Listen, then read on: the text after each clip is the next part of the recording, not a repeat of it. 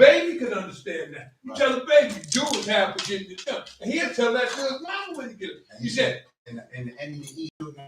Yeah. Wow. Yeah, do is half for getting it done, son.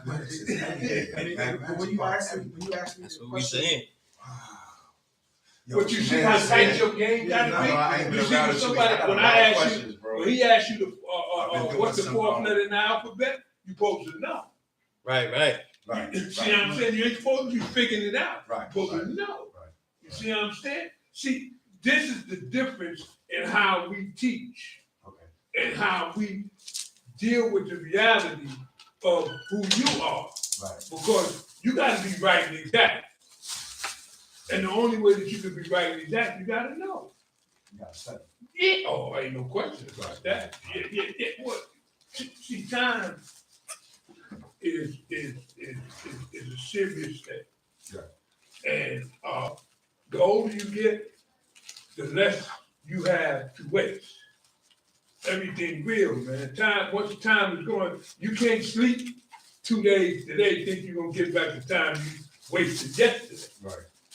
But once it's gone, it's gone. You have a responsibility to yourself. And if you don't take the responsibility and do the right thing, then you ain't gonna be able to handle this world. Right. It's gonna handle you. You see what I'm saying? Yes, sir. Everything is about your foundation. Is it strong? If you got a house, the most important thing is the foundation. You see what I'm saying? Now, the understanding. Now, this is something slick I can't work with.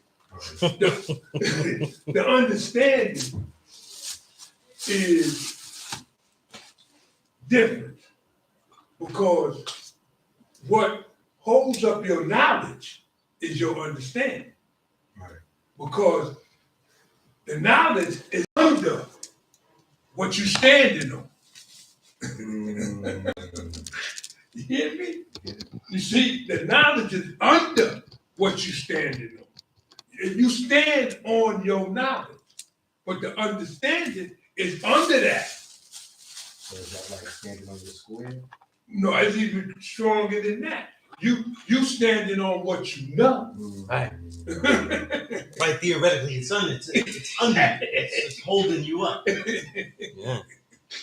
Sunez, I was doing Took me years to come up with that. I was doing some research. The past few days, and I seen a documentary that F did on the father. I actually looked at it last night and I saved it.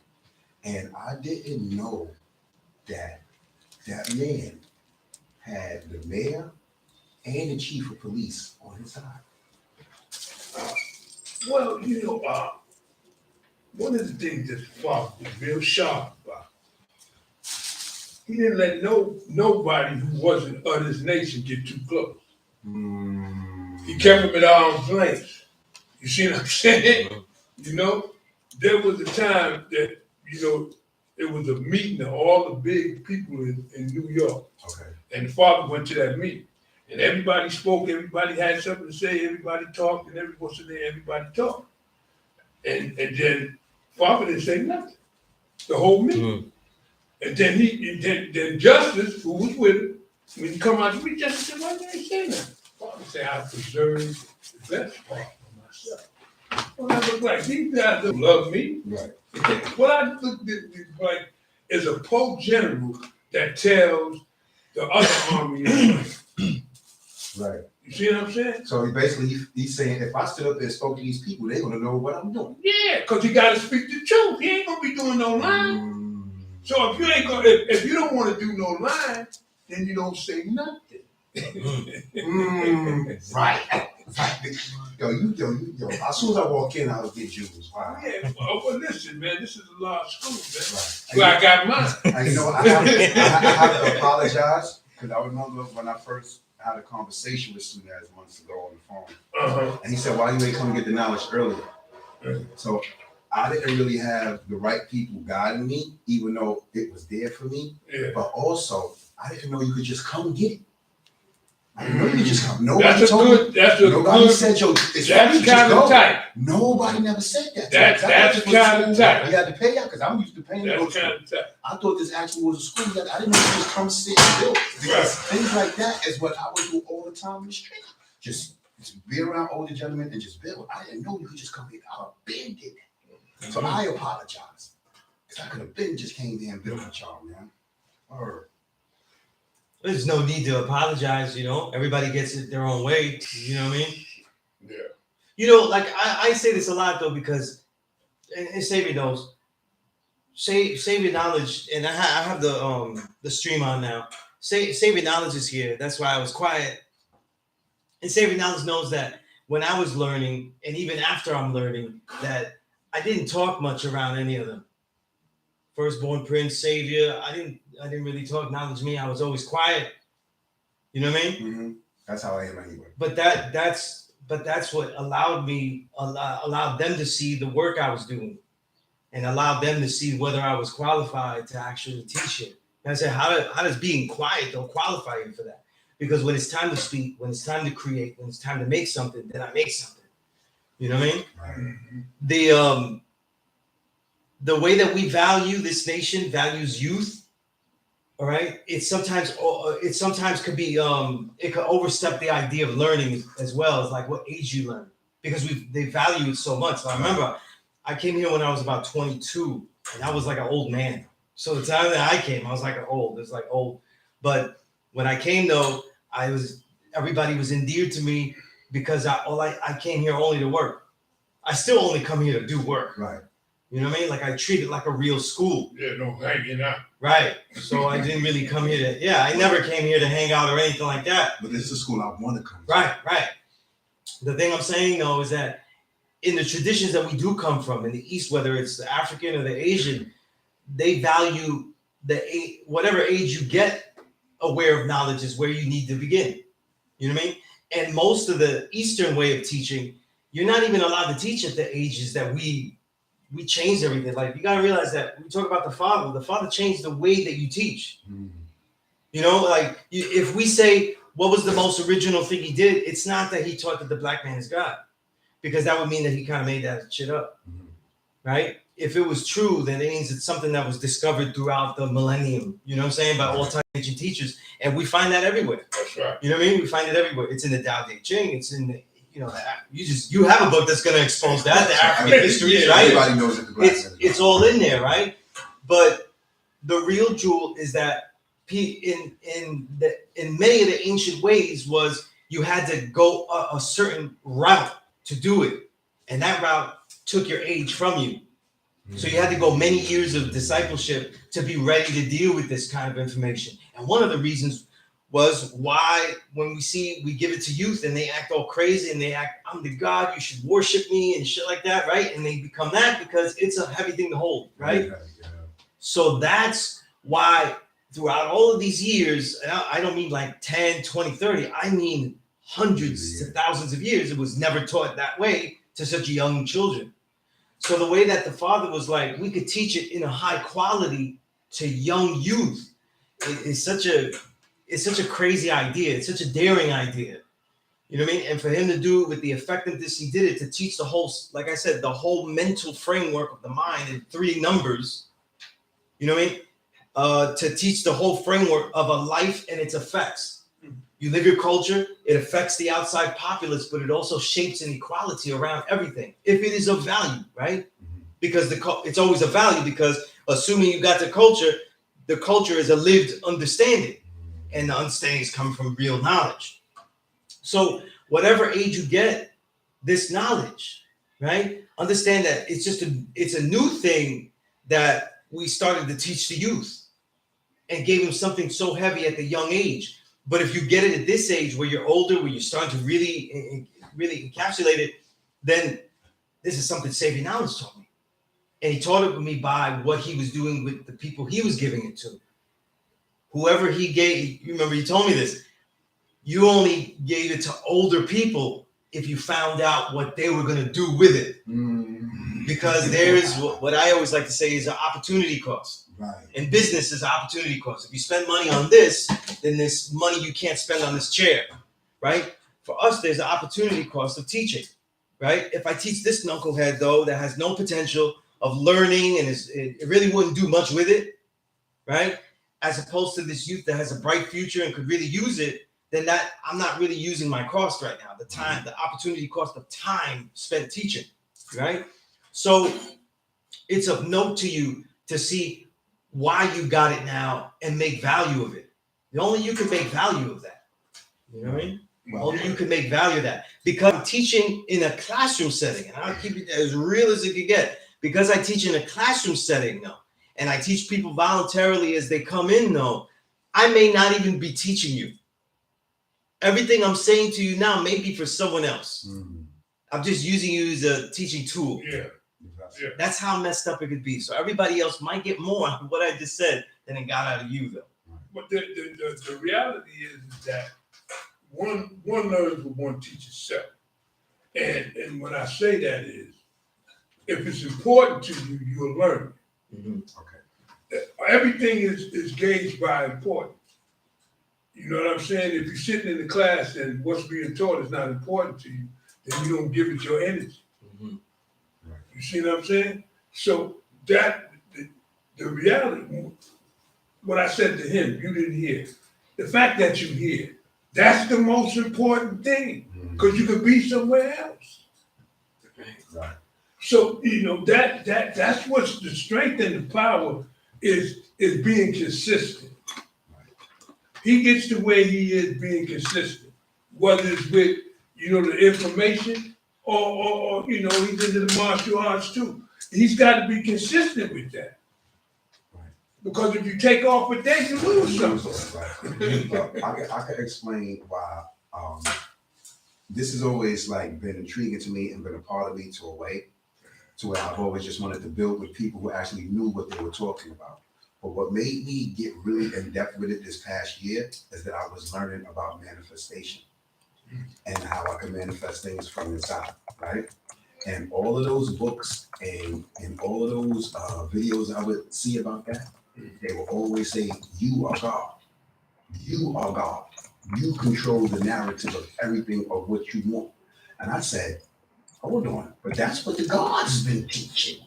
And so I'm like, hold on, so if white people knew all this, and the gods is teaching this, maybe I need to be around the people that I need to be around and understand what's really going on. You know what I'm saying? And when I was speaking to F a few weeks ago when we was on our way home, he said, well, that knowledge you're getting, they got that from us. He said, they got that from us. So I was like, well, then, I need to get it from the people who are like me. You know what I'm saying? Yeah, the temples in Egypt, all the serious temples, before you walk in, they say, know thyself. If you don't know you, everything else you know is of no value. Until you know you. You know what I'm saying? The thing that you have the most information about, how could you not know that? There's no one else that's been with you every day of your life. But you. You understand what I'm saying? So that's what you have the most information about. So you got to get into that information. You have to acknowledge the things that you do during the day. Whether you go through, whatever you go through. Because even if you go through something negative, you can learn from that. And as long as you learn from it, then it ain't negative. It becomes positive. Right. You see what I'm saying? So what you got to understand is that you have to come from inside, outside, and not take the outside inside. You hear me? Because I remember I heard somebody say, a lot of people are looking for things that's already inside of them. Yeah. You know what I mean? From the first man. From the first man. All the information lies in you. Who you think the most powerful person in this room? Who you think? The most powerful person in this room right here. And how would you judge it? How could I judge it? Yeah, how would you judge it? How would you know? You really wouldn't know. Right. But I do. How old are you? 34. How old are you? 46. He's the most powerful one in this room. Because he can get to where all of us is at, and none of us can get to where he's at. You see what I'm saying? It's the Oh shit. You see, we have to understand that that's why time is money. Time is money, man. Whoever got the most time got the most money if he reacts and do what he's supposed to do. Right.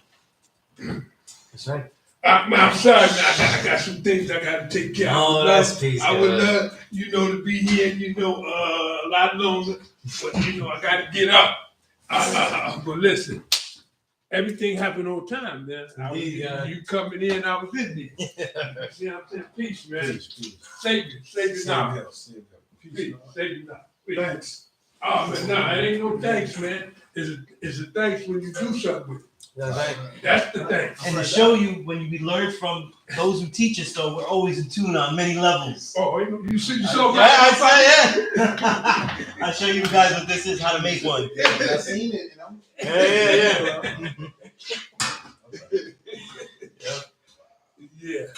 Listen, man. Put my number in your phone. Do you have my number? You should. I should. Maybe not. I know you're busy. You got to get out there, man, to Seattle, man. Okay, I can't disconnect the phone because it's using the Okay. mobile data, but I have it though. I have it. You sure? Yeah. Okay. Give me a holler, man. Yes. I had misplaced my phone, and that's why I wasn't able. I've been here for 2 weeks, but I wasn't able to get. I had, my phone had got lost, so I had to stay close to the residence. You know what I mean? Can't move around without a phone. Right. I went to the rally though, but and I'm leaving on Sunday. So give me a holler, but I think I'm coming back out in May. Surprise my daughter for her born day. Oh, that's P.E.A.C.E, God. Yeah, because I came for my sons and my granddaughters. It's tomorrow. Okay. So that's why I'm here now. That's P.E.A.C.E, God. Well, yo, peace. Listen, study hard, man. Well, Yeah, peace. peace. And I tell you another thing. Y'all in tune with mathematics. Because today is understanding cycle. When you take the understanding through the cycle, come up with 3. I was gonna be a question of mine. So like when the day falls on, let's say it's the 22nd, you just combine the numbers, right? Mm-hmm. We born the numbers too. We get insights to it. So it's really an exercise.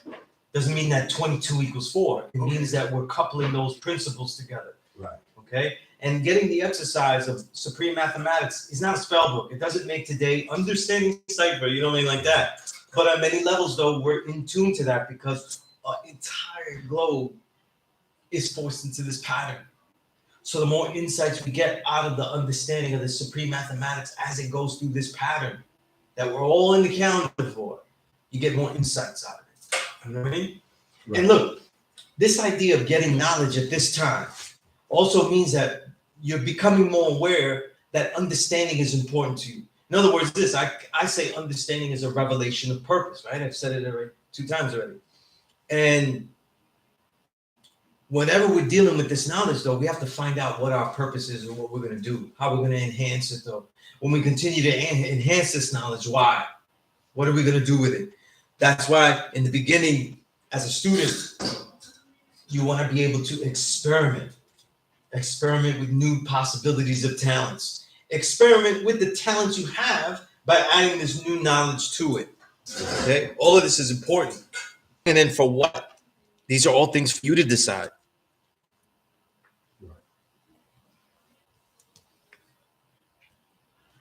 What did you say? You said understanding is the what? Revelation of purpose. Revelation. That's in my lesson on the supreme mathematics. It's my understanding. It's not for you to memorize. I don't want a whole bunch of Sunez robots. You know what I mean? All right, but it's to give you an insight. you develop better questioning. And also that plus lesson is built to give you some history of the mathematics, you know, how it's used, what it's normally seen as, and how we see it as a nation, but also how I see it though, right? On that note, I'll take a break. Everybody on the stream, peace. I'm gonna check now to see if it's, I don't know if we're streaming anywhere else. Let me see.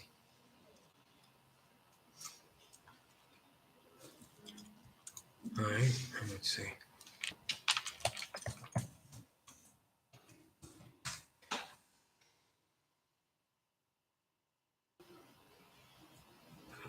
Like you were saying, it's everywhere. Like I was watching something the other day, and it was on the rooms, and it was talking about how everybody was, most of the rooms, you know, they had a craft in self-defense, in combat, right? Okay. And he was talking about karate, and they broke down the word, and it means living God. Really? Yeah. Living God within? Yeah. Wow. Yeah, it's what I learned is that even the people that is against righteousness and positivity is using their own form of mathematics. It's like gematria and all that. And I've been looking into and seeing what's going on. So I'm like, yo, everything has to do with some form of math or some type of that. You know what I'm saying? Absolutely, because the language of the universe is mathematics. So that means that people are trying to find the patterns that existed and then manipulate those patterns. See? So yes, supreme mathematics though holds the key to the patterns of what's most important in the universe, how it recreates itself. Meaning, how does the creator within creation, us, create all of this creation and renew it again and again? See? When you go through mathematics, though, you do not become God. You what? You reaffirm your reality because you already were. It's not a magical spell. You don't pop up and say, "Oh, I'm there again. I'm there again." You didn't know you was right. And then it wears off. Wears off. You become again. It's not like that. So, what does it mean in the supreme mathematics? It means it's a reaffirmation, a rejuvenation, reaffirmation. I like to call it. You see. And so these patterns get confused as a spell when they really are just recognitions of the way that you are living. Whether you have knowledge of self or not, this entire universe continues to move, and that's what makes it seem mysterious. You see? But the truth is that what has been learned you can only become unaware of what is true. You cannot erase what is true. So the reality of you is still true, you're just not consciously aware of it. You don't know who you are. Right. So in that sense, though, we've lost knowledge of self. We didn't lose the ability to be supreme, just lost the awareness of it. Okay. And that's what makes us a tool and a slave to be used. I want to ask a question. I was doing some research, and like I said, I noticed that the father had the mayor and the police commissioner, rocking with him. It intrigued me to find this out because it made me believe that they already knew who we are. You know what I'm saying? And for them to give them a 99-year lease, you know what I'm saying? And all of this, they already knew who we are. They was fucking with the father because you're not doing nothing negative, and you're actually showing them who they are. They don't know who they are. Them people already, they come from us. They know who they are. One of the other powerful things when you study that time, and as I was taught, was that the father also had power. Right. So all of these black power movements that were very successful, he had way more. You gotta understand how many people had this knowledge in that time that he was alive. When he left and when he was returned to the essence in 69. So from 63 when he left to 69, okay? That the amount of youth that he had with him dwarfed. That was just 6 years. Dwarfed any force. And yet it dwarfed any force. Right. It's 6 Okay? years. This has to do with his teaching abilities, but the way that he was able to make it easily teachable to others. Okay? So he taught people that were very good in the street, in survival, so their acumen for the area was great. Okay. Which means that they could speak well in the ciphers that they were in, and they were used to being in the street Right. with strangers. This is youth. Right. These are all kids. You know what I'm saying? That's why it says right there. The on baby of the street. firstborn was Al Jamel. I knew him, firstborn Al Jamel, right? And he was around 14. So they were 14, 15, 16, 17. Okay? They were this young. So they did not live clean cut lives. Right? If I put it like that. They did not live clean cut lives. He did not go to city college and say, hey, what's your GPA? Would you like this knowledge yourself? That's not how he taught it. You know what I mean? He was actually in the street doing analysis of people and seeing who we thought would be worthwhile to learn it. The more he taught, the more he focused on the youth. And the more that he focused on the youth, the more he realized that they are the best part. Okay? So it was with his troubles, right? Because they were rambunctious. They really were. Right? But they were still more easily taught, much, much more easily taught than adults that he would have taught. That are naysayers and were like, you know what, this is crazy. Already set in their ways. Why would they even think that? You know, remember, by then we live in a time that doesn't have civil rights, let alone human rights. And to tell an adult that is still struggling with the realization that they can't eat at a table, you know what I'm saying? That is harder to do than teach someone that is like, yo, we have the capacity to change all this and not care about what people are doing. Right. That's the youth. So that's who he taught. That's who became his firstborn. Those firstborn went and taught others. It was really the teachings of the youth. You know, it's not the father's magic that makes it so large. It's the firstborn and then their first fruit and then going on to teach. You know, they're not the nine-born, they're nine, and spreading it out. And that's how it spreads. You know what I'm saying? There are major trips when he's in Mattawan institution, mental health institution. It really was a prison. You know what I mean? When Right. my father was in there, that's where he met the first white, 5% of the first white that he would teach, Azrael, right? And I knew him as well. Really? You know what I mean? I did, Okay. right? He's sitting in that seat many times. You know what I'm saying? I wanted to ask a question. I was doing that research on the father, and they said that when he was incarcerated, he called himself no other name but Allah. That's right. And by the end, he was recognized. Right, and because at first they was not respecting it, but when it was time for him to come home, everybody called him Allah, and even on his paperwork, there's Allah. When he was leaving out, he signed out Allah, and I learned that when he was in a courtroom, my name was Allah. They put him in the crazy house because he was calling himself Allah, but I guess they had to realize he wasn't crazy. He's standing on who he is. You know what I'm saying? To where once, you know how they say, once a person shows you who they are, believe them. Right. It doesn't necessarily mean that people saw that he was the true and living God, that the black man's God, and that they all accepted that reality.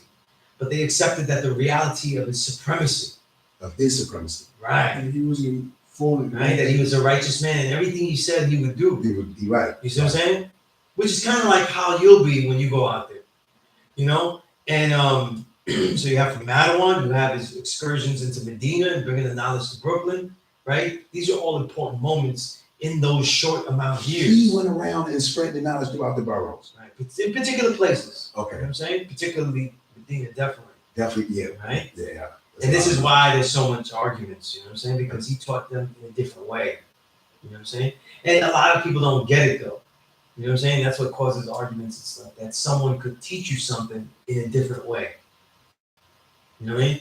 And that's how we teach everything. You know, like I learned the martial arts with the guys. You know, because we all had the same teacher. He taught us all different. You know, and none of the other guys have my body type. You know what I mean? Everybody's there. Yeah. Different, right. Right. So we all learned differently. Even if we did a style that was the same style, right? If we did the animal style the same, it would still come out different. I'd still do it differently. You know what I'm saying? So he acknowledged those things. This is something that isn't always acknowledged in all martial schooling, as well as those who get the knowledge itself. You know what I'm saying? Right?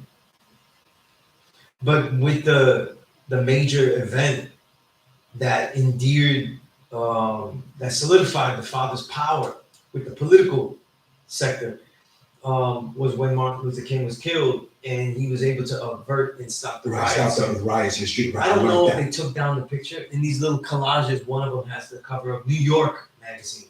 Not New Yorker, but there used to be a New York magazine. Okay. And it has the mayor, John Lindsay, and it also has the father on the cover. Wow. You know what I mean? Like different, they're cut out pictures, you know? They're not a picture of them together, they're cut out pictures. No. But he basically walked the guards around and stopped people from destroying that's their what I own learned. homes. Yeah, and the police and the mayor loved him for that. The mayor Yeah. straight The loved pin, him. the universal flags that we wear, when we now there's 120, both the first ones were made by the city. Right, right, Yeah. definitely. Mm. So this is important. This is important. You know what I'm saying? This is important. He was able to deal with all of humanity because he understood that to be the true and living God isn't to be God of the cipher that you make and that you enjoy the most. Okay, that's a bar. That's a playground. That's not true and living God. The true and living God is God of the universe, the whole universe. So whether you like being somewhere or you like certain people, you're responsible for the whole universe. And certainly that would include this entire planet. Right? So with that responsibility comes certain teachings like we're not pro-black nor anti-white. Doesn't mean that we're not like doing things for our brothers. He was teaching us here. Right. You know what I'm saying? It means that the way that we judge things aren't just going to be based on whether you're original or whether you're grafted.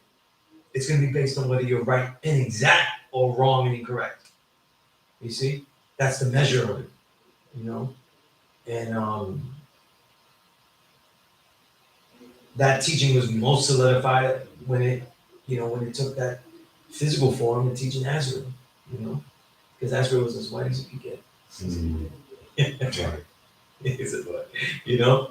Yes, because they. But I remember when we had our first conversation, I told you that somebody told me that a grafted person has to wait 40 years to teach what you said. They changed that, right? No, it's not that they changed that. It's that lesson. Remember, these are Muslim teachings, and they become our 120 lessons. Okay, so they're not a rule book, though. What it says in there is not like, oh, it has to be done this way.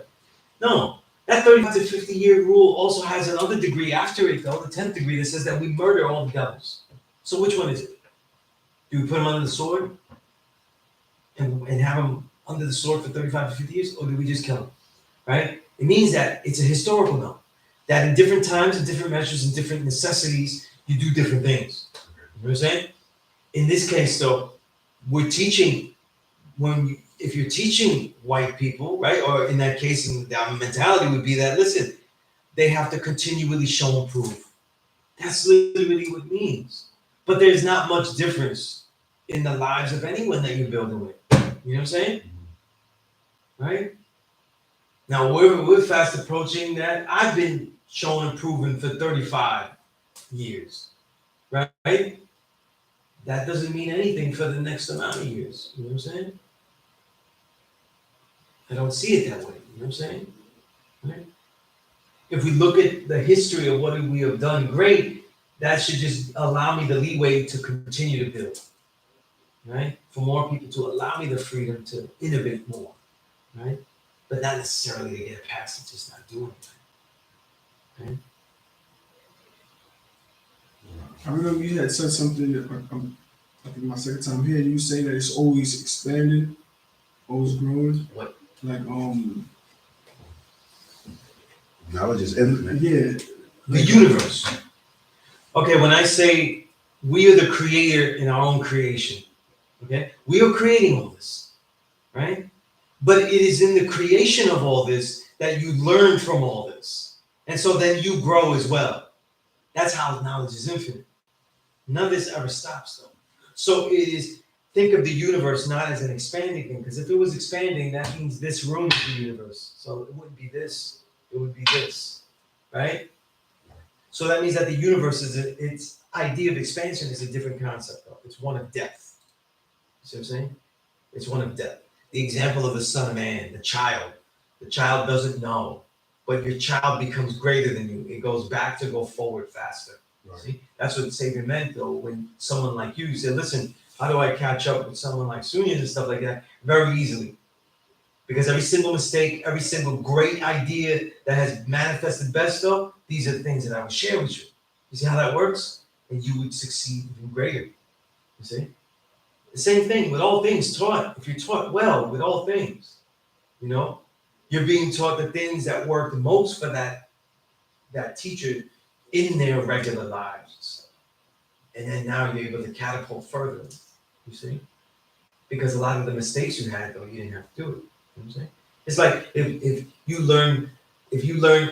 learn how to lift weights like I did, right? I learned it pretty much just watching YouTube videos. I always made my own home gym. And I would just buy more and more things for it. You know what I'm saying? And I would just learn a lot of injuries, a lot of ego lifting, you know, all types of shit. I was lifting crazy amounts, but it didn't get me ripped until I found the correct weight. You know what I'm saying? Things like that. I would have never had the gun through, though, if I had been taught properly, right? Right. But everybody else I've taught, though, they don't have to go You through have that. to go through that. You know what I'm Sound saying? like really nice. Right. You know? That's just an example of the many things. You know what I mean? Right? So when we look at the supreme mathematics, I like to divide it into three aspects: knowledge, wisdom, understanding, the mental; culture, power, equality as the external. That's all outside. You know what I mean? People see the way that you live, your culture. People witness your power, right?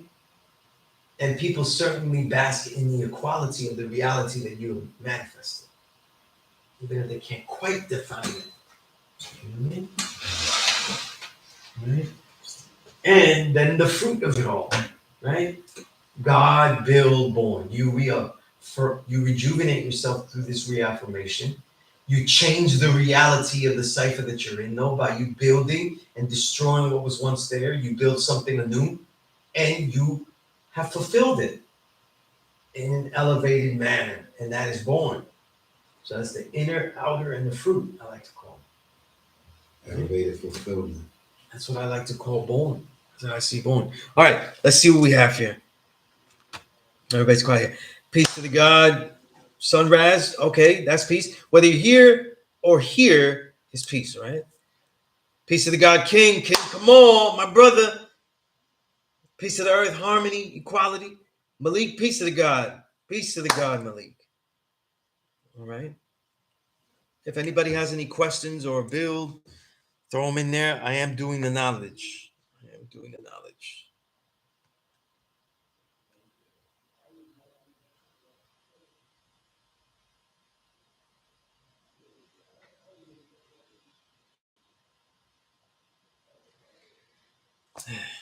Okay.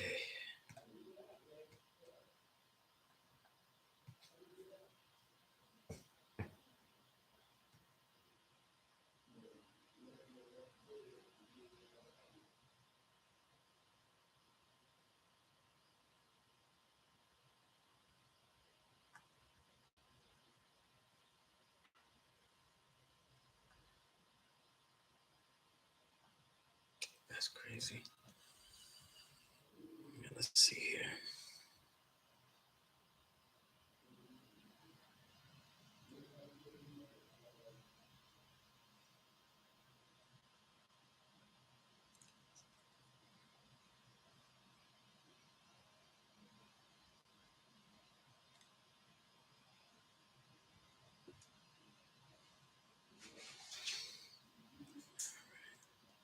Damn it. Okay.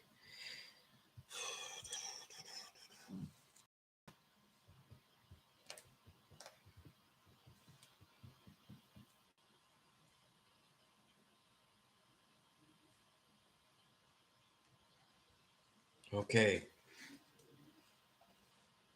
All right. I want to take a moment here and teach a little bit. Let me see if I could let me open this. Let me before I get into this, though, I'll give us a little background just for the people that might go back to forward, and he'll save your knowledge. Save your knowledge is because you're my students and stuff. This is part of your he's part of the lineage. You know what I mean? Oh, so when they say you got to go back and do the lineage, he's part of. Let me explain how. Okay. Because some people have a rigid lineage. I don't, because a lot of people have a lineage that goes back to the father through the one enlightener that goes back, and that's fine. So it's maybe a lot of people you never met and stuff like that. But I was taught literally here. Okay, when we say I said I came here in 1999 and I started to learn I started to teach in 2000. Really? Wow. Yeah, Just I a came year. here in May 1st, 1999. Sunny day. It was the first time I went somewhere and I saw just a whole bunch of young black men just building and not having to build on not that had nothing to do with school, right? Right. College, university, but also didn't have nothing to do with no religious shit. Right. You know what I'm saying? Because you'll see people learning and stuff like that, and like, you know, because obviously I'm Puerto Rican, so you see people like, you know, doing religious shit, and I'm like, right?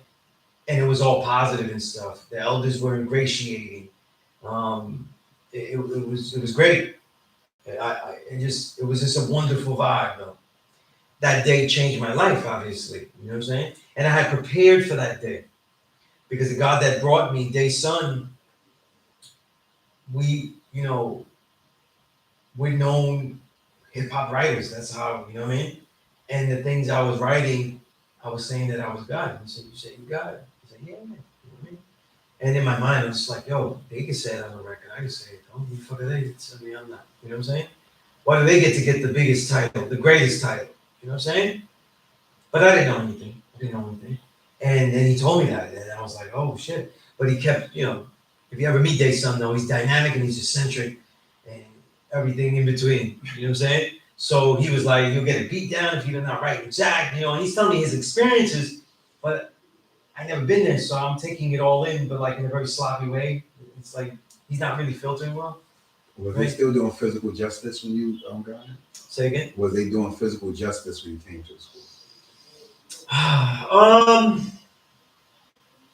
It depends where you work. Okay. Well, it depends where you work. You know what I'm saying? I can say that probably people wanted to do that with me, but they didn't get the chance. Oh my God, you know. They didn't get their chance. Jesus You know what I'm Christ, out of that was They didn't get their chance though. But a lot of times it was egotistical more because I'm teaching here very quickly. Right? And I was a young age. I was like 20. I was teaching here when I was 24. Wow. Right?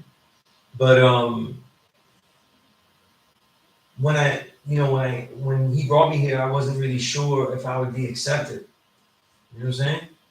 And so I had read books. I read a multitude of Elijah Muhammad books, including Messages to the Black Man. I had read a couple of black books. I read Destruction of Black Civilization. I read Malefica Santi's Afrocentricity. I was trying to read everything before I got here. And I had memorized mathematics, alphabet 1 to 10, and the first 4 degrees of the 136 before I even stepped in here.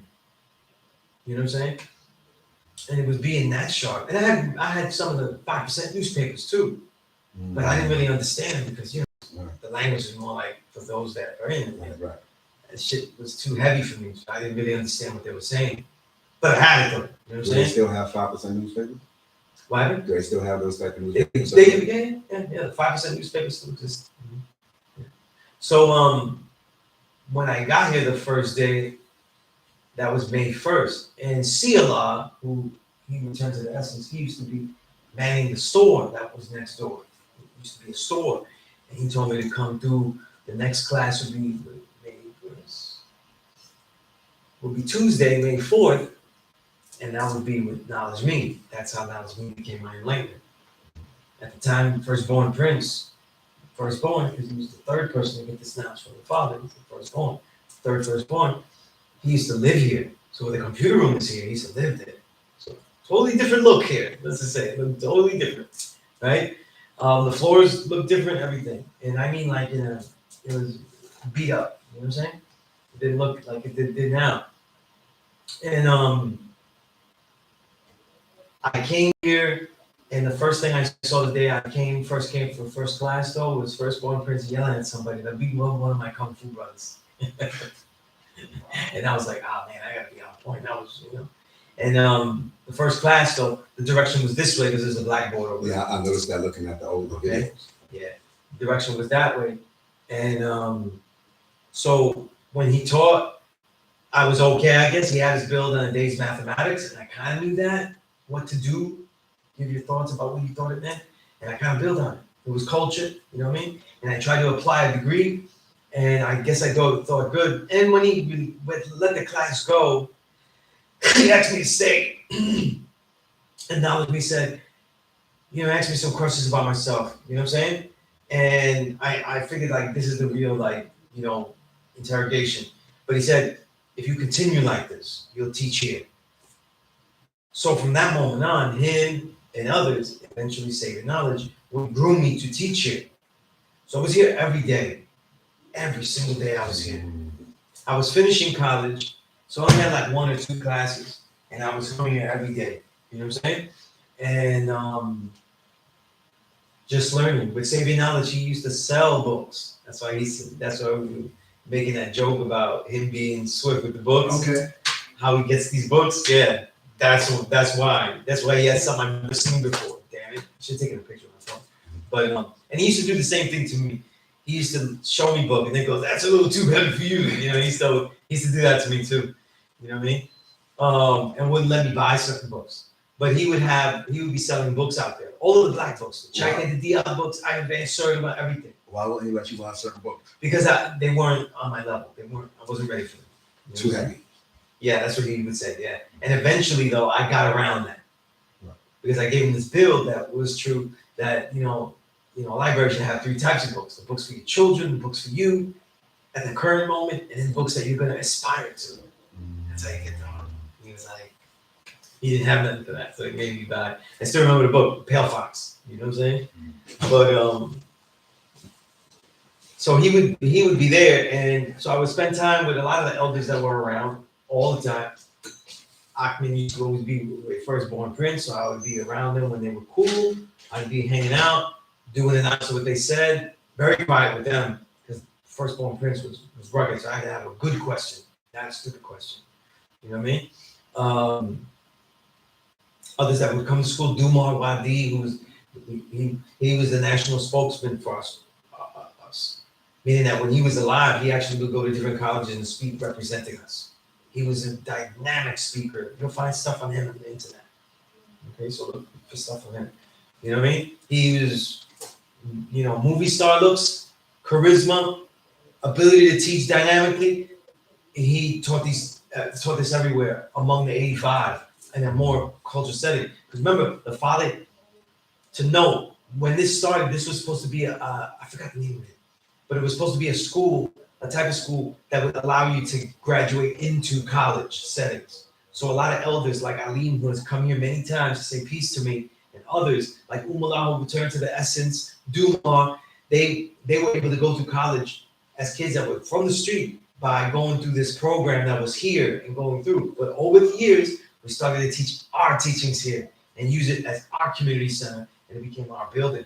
And when those teachings, when those classes and stuff weren't available anymore, this school continued to go on in this way as a community center, right?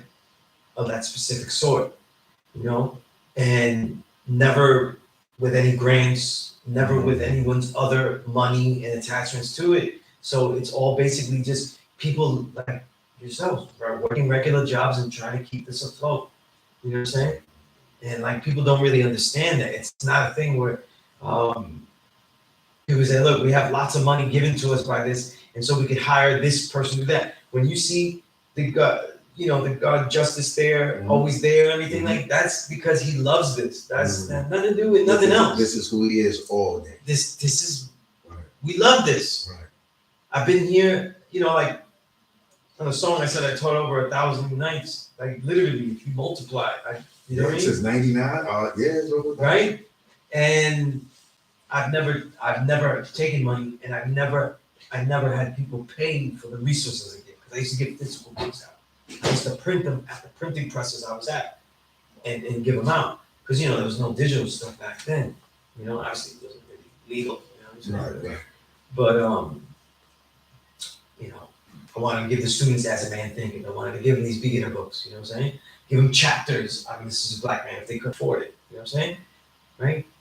I thank you for that too, because I was definitely going to buy Message to the Black Man. Now, that was a book that everybody been telling me for a long time. They said you, who you are, you need to read. But you need to read Message. Just the way you move, the way you think, you need to read Message to the Black. So many people told me that, and then when you sent it to me, and I started reading it.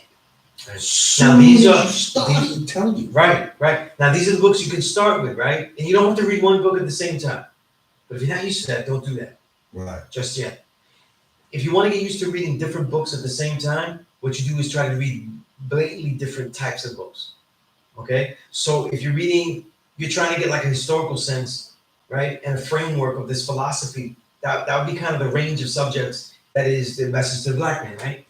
The ideology, philosophy of the Nation of Islam, right? Which you get into clues of what 120 Lessons is coming from, right? So that's going to be a historical base and also a philosophical base, right? You don't want to, so you might have trouble reading As a Man Thinking at the same time, okay? Because it's the same type of book in many ways. But start a novel, start a book about some different type of science, a different type of science. You know what I'm saying? Like maybe an earth science or something like that, right? That's how you read many books, different books at the same time, or a history book about a specific time that has nothing to do with what you're reading here. To start with, you start with the short book I sent you, As a Man Thinking.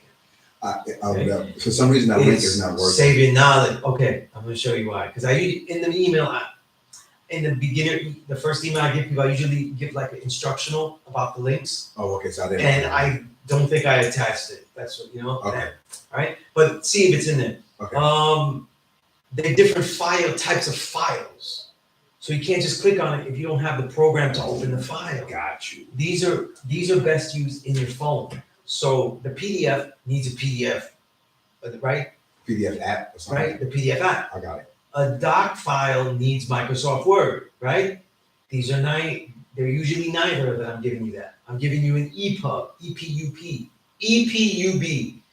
EPUBs are opened by Google Books, that app, which is free, right? You have a Gmail, right? Everybody has Gmail? Yeah. That means you can have Google Docs. That means you can write for your own things you want to write.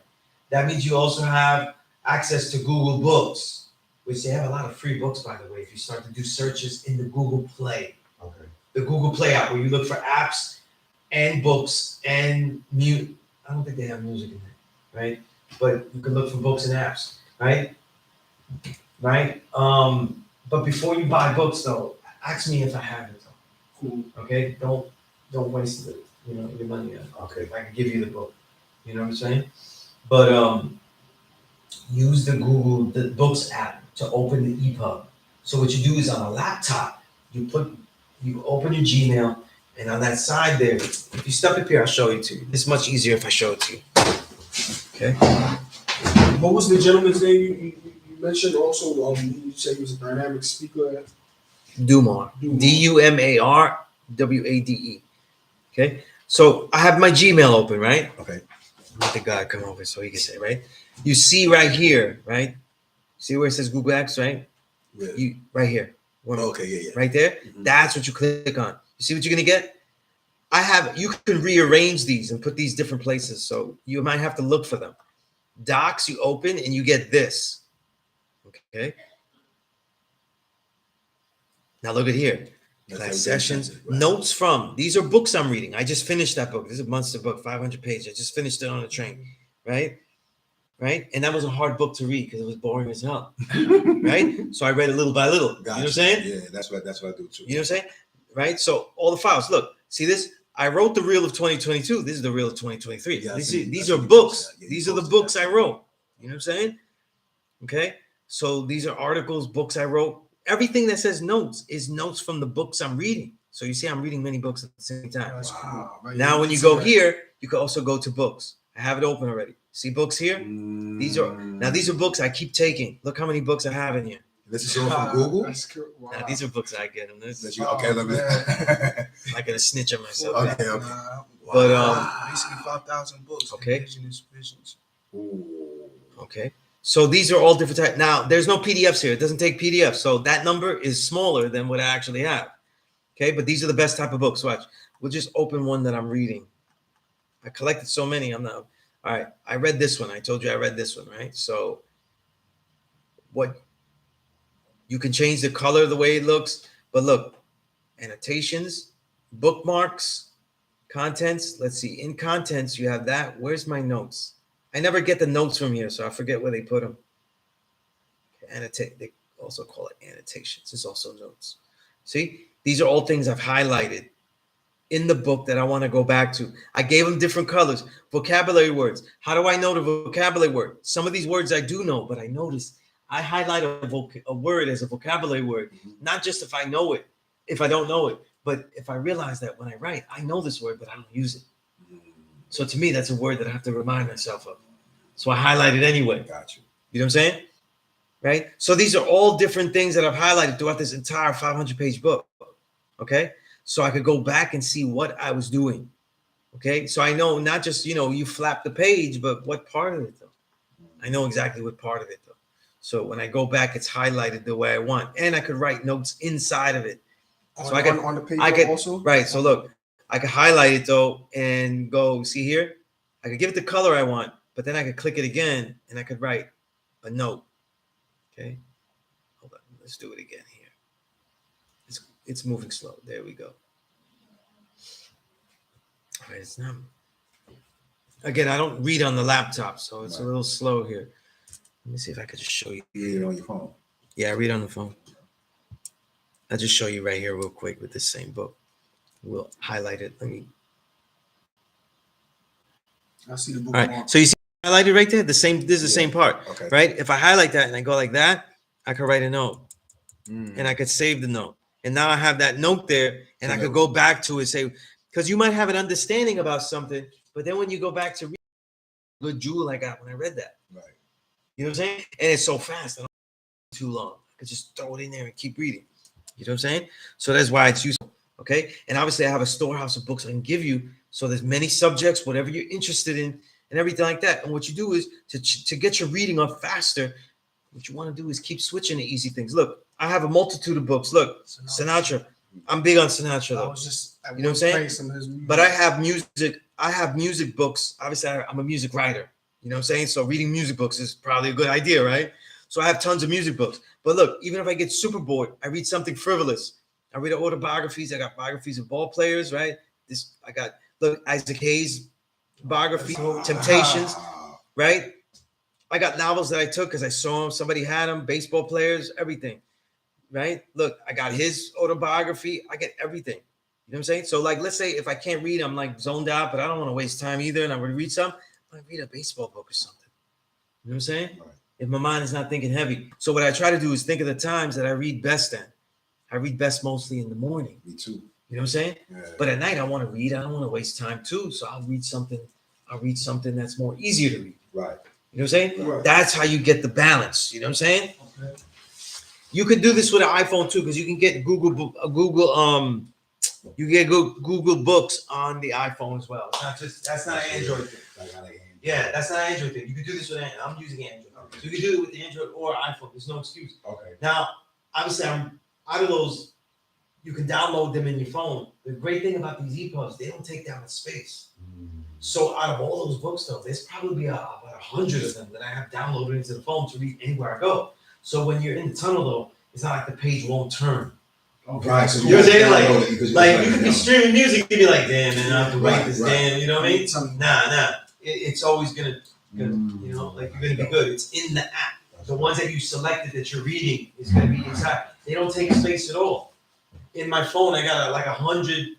I got 100 books downloaded out of the app, so that way I can read them. So and that goes with all the music I take with me and all that kind of shit. So turn the phone into a computer. Right. The only toys I have in there, I have a little section, Alma's games. The games for my little girl when I give her the phone. Right. You know what I'm saying? Right. That's it. She your phone. Right, where she bothers me enough times, or like we're taking trips and she can't concentrate, or she want to play and stuff. Also, we play together, whatever we're doing, right? But they ain't no man's games, and there ain't no Right. playing toy games for me. Nah, I'm not using for any of that shit. You know? And in those Google Docs, though, you can write books. Because though the formats to make a book, though, they want it in a doc form. You could change any doc into any form. PDF, doc, whatever, they have a whole bunch. So a lot of times the medium by which you make a book, if you're ever interested in that, has to be delivered by a Word doc. You can use that and change it. Because all these Microsoft shit, they make you pay for all that shit. You can use all this stuff for free. You know what I'm saying? And it saves you a lot. You know what I'm saying? You get that, and as you go along, you make a collection bigger, you get an external drive, so you have everything safe in another place too, and you're good. You know what I'm saying? But use this. Use this. Be outside and don't just use the social media as what you're gonna do to waste time. You know what I'm saying? Have a plan with your phone. They make you carry it everywhere. We need it. So make a plan with it though. What you're gonna do with it. You know what I'm saying? Right? You make music and stuff like that, right? You should have these Google Docs. You have these things out like to start writing rhymes, making songs. Use your phone usefully. You know what I'm saying? You should be doing that. You know what I'm saying? Count how long, like even if you're not good with the social media, you're wasting time on it. They even have things to tell you how long you've been using it. Oh, they definitely do, yeah. Right? And Just in case you want to use that, be like, you know, like those don't help me too much because I have to use it a certain amount of time because I have to sell the things I'm selling and shit like that, right? But I always take note. I'm like, yo, it's only a certain amount of time to do this. You know, like when I wake up to train, I wake up at 4:30. You know what I'm saying? And by 4:50, right? I've already used the bathroom, everything, and I go downstairs back to my training area to set it up. And by 5 o'clock, I'm already lifting the heaviest shit I got. You know what I mean? And go and do that intensely. And you cannot let distractions hurt. You know, you could do your whole training though, but if you take breaks that are too long, you lose your concentration, you lose your strength, you lose the intensity of what you could be doing. The same thing with reading. Reading is an exercise that gets lost every single day you don't read. It really is. And I'm telling you that as someone that reads at least 52 books a year. That's my goal every year. I have achieved this goal since 2004. 52 books a year. Every single year since 2004. 52 weeks. 2003 was the first year I wrote down how many books I read. And it was only 26. And I was like, this is pathetic. I'm teaching here at the school. I need to know more. And that's why I started to do that. You know what I'm saying? And a lot of times I was like, man, I don't really love reading like that. I don't know why I'm doing all this shit like this. Right? I made myself love reading. I found the things reading. I read faster. I found the music. I found a way to read music all the time. I almost never read without music. Never. I noticed that I can do that as well. I noticed that I could, because you told me something about not reading aloud. You know what I'm saying? 'Cause I said sometimes your speed is compromised completely when you read out loud. I noticed that. Yeah. You're never gonna read as fast as you can. You know, never think that like you're gonna understand something by reading it very slow. That's not true. That's not how it works. Okay? You gotta see it like a molder. You gotta hit a certain speed of concentration and focus. You know what I mean? To get those words to really register well. You know what I'm saying? Like I had about a 10-minute trip. I had about a 10-minute trip and at least 20 pages to read that book I was reading. I was already tired of it though. But by the end of the book though, I kind of knew what they were already saying though, so I was able to speed read it though and say, I'm not walking into this class so that I read this fucking book. So when I leave, I want to read a better book. Right. Or a more enjoyable book, because it was very good.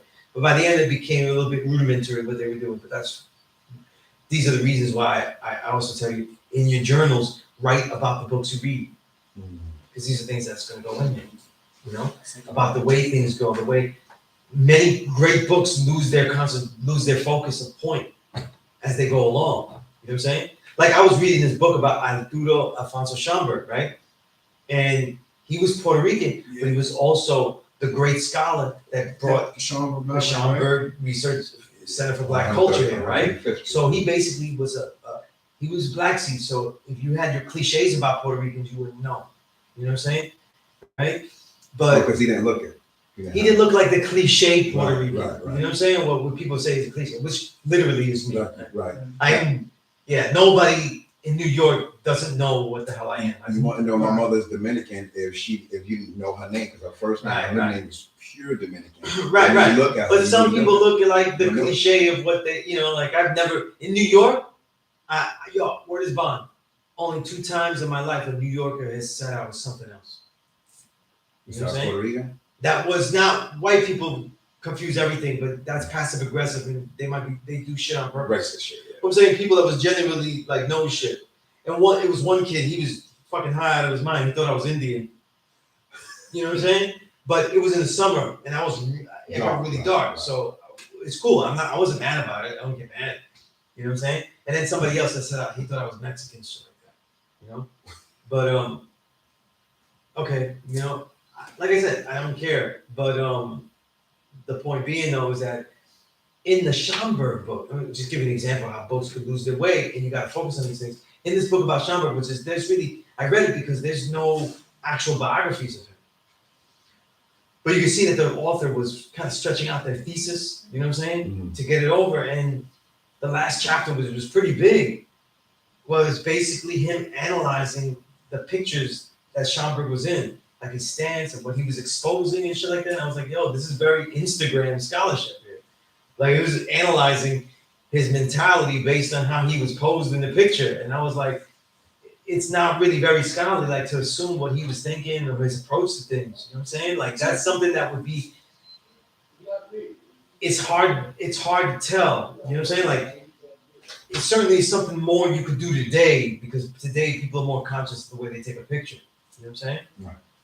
But not necessarily with his life, but they ran out of research. You know what I'm saying? When you write about things, this is something that you can say, would it have been better to cut that chapter and make a shorter work, or to keep all that in there? You know what I'm saying? So these are things that to take note of. You know what I'm saying? But you get into these habits. So as a man thinking, I give it to you as a book because when you're reading it though, you're definitely gonna want to take notes. Okay? 7 chapters, but they're heavy as hell. Like if you read 1 chapter a day, you'd be like, this is only like a few pages though. Trust me, it's worth it just reading it like that the first time and trying to see what he was saying. You know what I mean? Literally, As a Man Thinketh is a more westernized version, which helps us because we speak English, you know what I'm saying? Of the Dhammapada, which is a book of ancient sayings attributed to Buddha, right? In the Dhammapada, the word Dhamma, D-H-A-M-M-A, P-E.A.C.E, right? Dhamma means righteous, pada means path. You know what I mean? And then the Dhammapada is the only book that is quoted in As a Man Thinketh. But as many white authors of many types of fields, he doesn't give credit though. So he quotes it in there, but he doesn't tell you where it's from. So the book As a Man Thinketh, is that like about manifestation from who you are? I can tell you what it's about though, but all you need to do is just read it though. You know what I'm saying? I want to read it so bad, but you know what? I've been, this because I've been taking my time with things because I've been absorbing a lot lately. And right. I give you these things, and it's your own due time. The timetables, the worth that you get out of this is yours. Right. You two are adults, though. Right. If you guys were 14, though, I'd be texting you and be like, "Yo, you on it?" You know what I'm saying? My daughter, we joke around a lot when I call her on the phone and everything. Like, did you read? Right. Make sure you read. You know what I'm saying? And I give tips on how to read, all that kind of stuff, all the time. Almost every day. What I've done with your information you sent me is that, for the most part, I've saved it in my phone. I've taken screenshots and I've saved it in my phone, just like I did with the when I had it before. So I could just have it with me and just open up my phone and just read. That's peace. This is the best way. We have to make a study way, and it's good to incorporate your phone into this. That way, the phone is useful and not a waste. Not a waste. Right? Exactly. Because remember, we're carrying around a computer that really could do a lot. When I told you I've written books through the Google Docs, and a lot of chapters were written on the phone while I was doing stuff. You know what I'm saying? I've made website entries using the phone. You know what I'm saying? All types of stuff. You know what I'm saying? I've written all types of stuff. Yeah, I can see because you wrote a book in there, and I see they got an intro from Lord Jamal, And I really got to sit and get into that because I want to really focus on the message to a black man because I've been trying to read it on my phone and get comfortable with it. So what I was going to do, I probably was going to see if I could download it on my iPad and just get really. That might be easier because that book only available as a PDF. I have it though, Right. so the PDFs are not as adaptable. But PDFs do have a reader version. In other words, like if you look at the formats, if you go into the file, they'll tell you like, would you like to put this in a reader view? And so it'll make the I can do that in the PDF on the email you sent me. Yes. Oh, okay, You do that because I was trying to, again, it's not as dope as the EPUB. right. And I'm very bougie with it. I need EPUB. You know what I'm saying? I try to jack everything EPUB. Right. There's also Mobi file, M-O-B-I. MOBI. M-O-B-I is Mobi file. That's opened up with Kindle. You know what I'm saying? So, although I got all that on my phone. I just disabled it. when you get books through Amazon and stuff like that, you open them up through the Kindle app. That's a Mobi file. Those are good too. I just don't have as many books like that. You know what I'm saying? Even though the books I sell them through Amazon, so it comes out as a Mobi. You would download it as a Mobi file. You know? But the EPUB is the easiest file to use to me to read books digitally. You know? So you try that, experiment with that, you know? And real talk, like listen, whatever books you're interested in, if you looking to read about anything, let me know. I appreciate that. Yeah, I've been because how I've been going because my birthday was last week and That's P.E.A.C.E guy. Happy birthday. Thank you.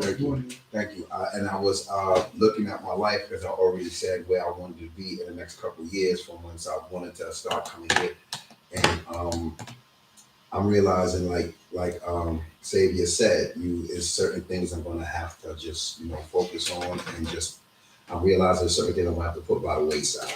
You know what I'm saying, and focus severely because at the age I'm right now, it's a lot that I have to do. And like I told you before, Sunez, and I'm getting into it now, I want to go back to law school. And I want to take this knowledge of myself that I'm acquiring and channel it with everything that I'm going to do with that. You know what I'm saying? Because like I said to you before or last week on the thing, I seen something where Muhammad Ali was teaching and he quoted Elijah Muhammad. And he said Elijah Muhammad said that education is nothing without a knowledge of yourself to go with it. And that stuck with me. You know what I'm saying? So I was like, okay, so since I'm going to start going to the school, I'm about to sign up for my law classes again. I certain things I got to leave to the wayside because I have to really focus on this, especially where I'm at now. I have to keep a clear head. What are some of the things that a knowledge of self allows you to when you go get education somewhere else? Well, one of them, though, being that we are an oppressed people, is a proper framework of suspending belief. Okay, so when people watch movies, though, right? And I don't know if I have a twin brother, and he's an actor. You know what I'm saying? And so there's a lot of shit about movies I know that most people don't really think about. So he said you all the movie link, you can look at all the movies. That's why I have to focus because I can play around and just watch TV all day. You know what I'm saying? Like with him, he has a movie collection that's almost a G, like of digital movies, and I have access to every app, HBO, Netflix, what is it? Apple TV, Peacock, what else? Amazon Prime. Like I watch TV all day, man. I get really, really bummed. Like I can really, you know what I'm saying? And I like a little sports too, man. Mets just started. I love watching the Mets lose. That's my team. That's my team. I've watched them lose my whole life. You know what I'm saying? Right? So I'm watching that too. But so I can waste lots of time. And the magic of the Mets, though, is that even when they lose, though, they have like great announcers. So it's like a great podcast. Right. So you end up watching the shit anyway. Just listen to the talk, right? The talk is interesting. So you gotta focus on what you gotta do. You gotta learn how to turn shit off and all that kind of stuff, right? So, when you're doing all that in movies, when you watch movies though, right? We know that John Wick would have been dead under many circumstances, but we have suspension of belief. He's a super white man, he does everything, boom, boom, he's going through everything, right? We watch other movies, Lord of the Rings, right? It's fantasy shit. We don't go, there's no such thing as animals like that or magic, right? we suspend disbelief, right? So when you watch TV, you have a suspension of disbelief. If the movie is done so bad, you say, I can't even suspend disbelief. This shit is so stupid. You know what I'm saying? But we watch movies like that. Or we watch movies, we allow that. So like if you watch a war movie and maybe they have like some type of something on the uniform that wasn't of that time period, but it's a knickknack. It's something only if you know detail. You're not gonna like say this movie sucks and shit. Right. You know what I'm saying? Right? Just on that one thing, right? You suspend disbelief, right? But for us as original people, we spend a life of suspending immediate belief in things. Okay? Remember I told you like one of the main things I tell you, the 3 things I say, what to bathe yourself of belief, right? That means that you have to look at the outside world and be suspending belief in what they tell you immediately, right? That's one of the main things that a knowledge of self gives you when you go out to learn an education in some other facility or institution, because you need that. You need to say, in other words, you look at what they're teaching you and say, listen, I'm learning here because I need these tools. But it doesn't mean that you assimilate the tools into your own being. You learn the tools and say, this is how they're using the tools. That doesn't necessarily mean that I agree with the tools as a lifestyle change. See, it is important though. You're able to separate, have a proper way of looking at things scientifically and separate what they're telling you now. Because they talk a lot about their scientific method being unbiased and things like that, but they do not educate you in that manner. They educate you to be biased toward their reality as being the truth, Right. and the framework to properly learn whatever it is the said subject is. So you say bathe yourself. Right? And always be expecting to disbelieve them. Right? You have to do extra research. This is their way. Like when you go to school, you don't need to disagree with them, but you need to say this is their way. Doesn't necessarily mean that it is the correct way, and certainly not automatically my way. You see? Right. And that's just something that the knowledge of self, having a knowledge of self though, prepares you for, and have that proper defense shield in that sense. You know what I'm saying? Because most of the institutions that we would learn in are going to assimilate you. You know what I'm saying? They're going to assimilate you. They're going to indoctrinate you to believe that way, and then that's how you're going to move. Now you want to keep the way that you see things. You know what I'm saying? Right? For example, let's say we learn archaeology. Here's an example. And we're learning an institution. We're going to go look at ancient digs, though, and we spiritually define them by, well, we look at these ancient digs, what was their mystery god? But we don't deal with a mystery god, right? So we know that that is an incomplete question. The better question is, what was their spiritual beliefs, right? We go back even further, add the extra question, did they even believe in a mystery god? You see what I'm saying? Because the assumption in a lot of ancient civilizations that they believed in a mystery god. How is that so? That's not automatic. Right. You see, but according to a westernized way of thinking, that's automatic though. They go back in ancient civilizations and they automatically look for the mystery gods of back then because they have no framework that way. There could actually be a people that don't believe in that, or don't believe in a mystery god, or see themselves as God. So when they analyze things like the Greeks taking this saying from the ancient Egyptians, know thyself and everything like that, they take it as like, oh, you have to have awareness of yourself and this and that. And they really delve deep into the id, and because they were hedonistic, meaning that they like ultimate pleasure, it was always about themselves. You see how they just made it totally almost inhumane, the concept, right? But because we're saying these things. Like for example, I always give the example, many of the ancient kings and rulers of Egypt, they would have the crown with the cobra, and then they had light. This looked like sun rays. And they would always describe this as the sun rays coming down on the king, and he believes in the mystery, he's getting the power of God. But then I would say, wait a minute, who's to assume that they dealt with a mystery God? That cobra is in a striking pose, meaning that it's about to strike venom. So why would the sun rays be pointing at it? Could it be possible that the sun rays represent the power of the right? Meaning that the cobra represented the pineal gland. Right, the third eye, right. Right, striking out. So that's their mental power. You see? But they wouldn't look at it like that because they're indoctrinated to We have to see the mystery God in everything ancient. Wow. See? So your framework changes everything that you look at. It changes with the most important question of everything that you're aware of, right? The most important question, I always say, is the question of the creator. You access of yourself all the time. What if? When you wrote a rhyme, you said, what if I put this word here? Now, they ain't thinking about that, but what if I put that here? Nobody puts it there. It's crazy you I'm said gonna put that. that there. It's crazy you said because I'm on the train coming here and I'm jotting down around and I'm using the knowledge. But you're trying to say something that people don't say. And that's the point. So you say, what if? When you create things, you say, what if?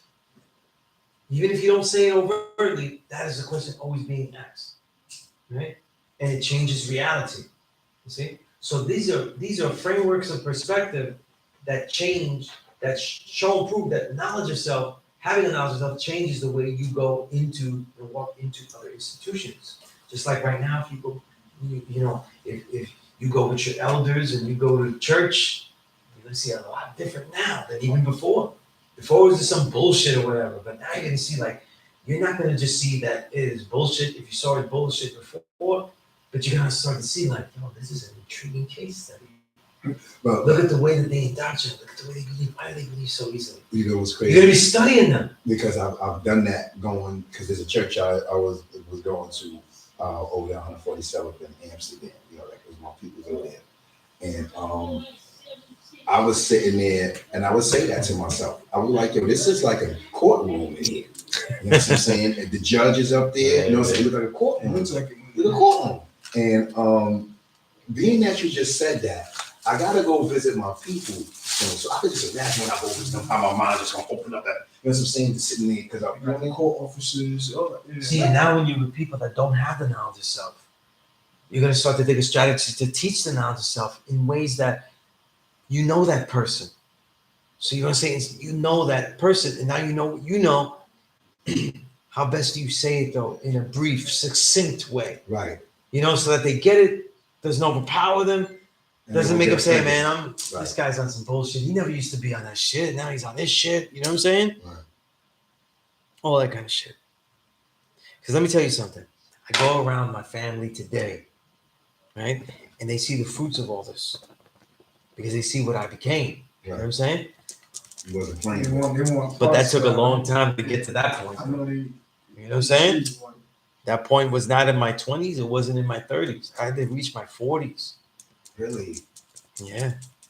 You know what I'm saying? Wow. It didn't matter all of the accolades and the things I did. You know what I mean? You just fucked me up. Yeah. And because that was what we were taught that. You know what I'm saying? And like I said, I was taught by so many elders. That's why it's a little bit different. I was taught to teach people here, which is different. But I was also unlike a lot of others, I learned with many, many elders at simultaneous times. You know what I'm saying? So along with their teachings that were specific to each one, also their experiences, their real life trials and tribulations and things like that. What they went through, what they had to deal with. You know what I'm saying? What they suffered. You know what I'm saying? So all of these things allow me to understand that, not be bitter and things like that. You know what I'm saying? Right? Because everything I was saying, it eventually would be shown and proven. All I had to do is keep fast with what I was doing. Right. You know what I'm saying?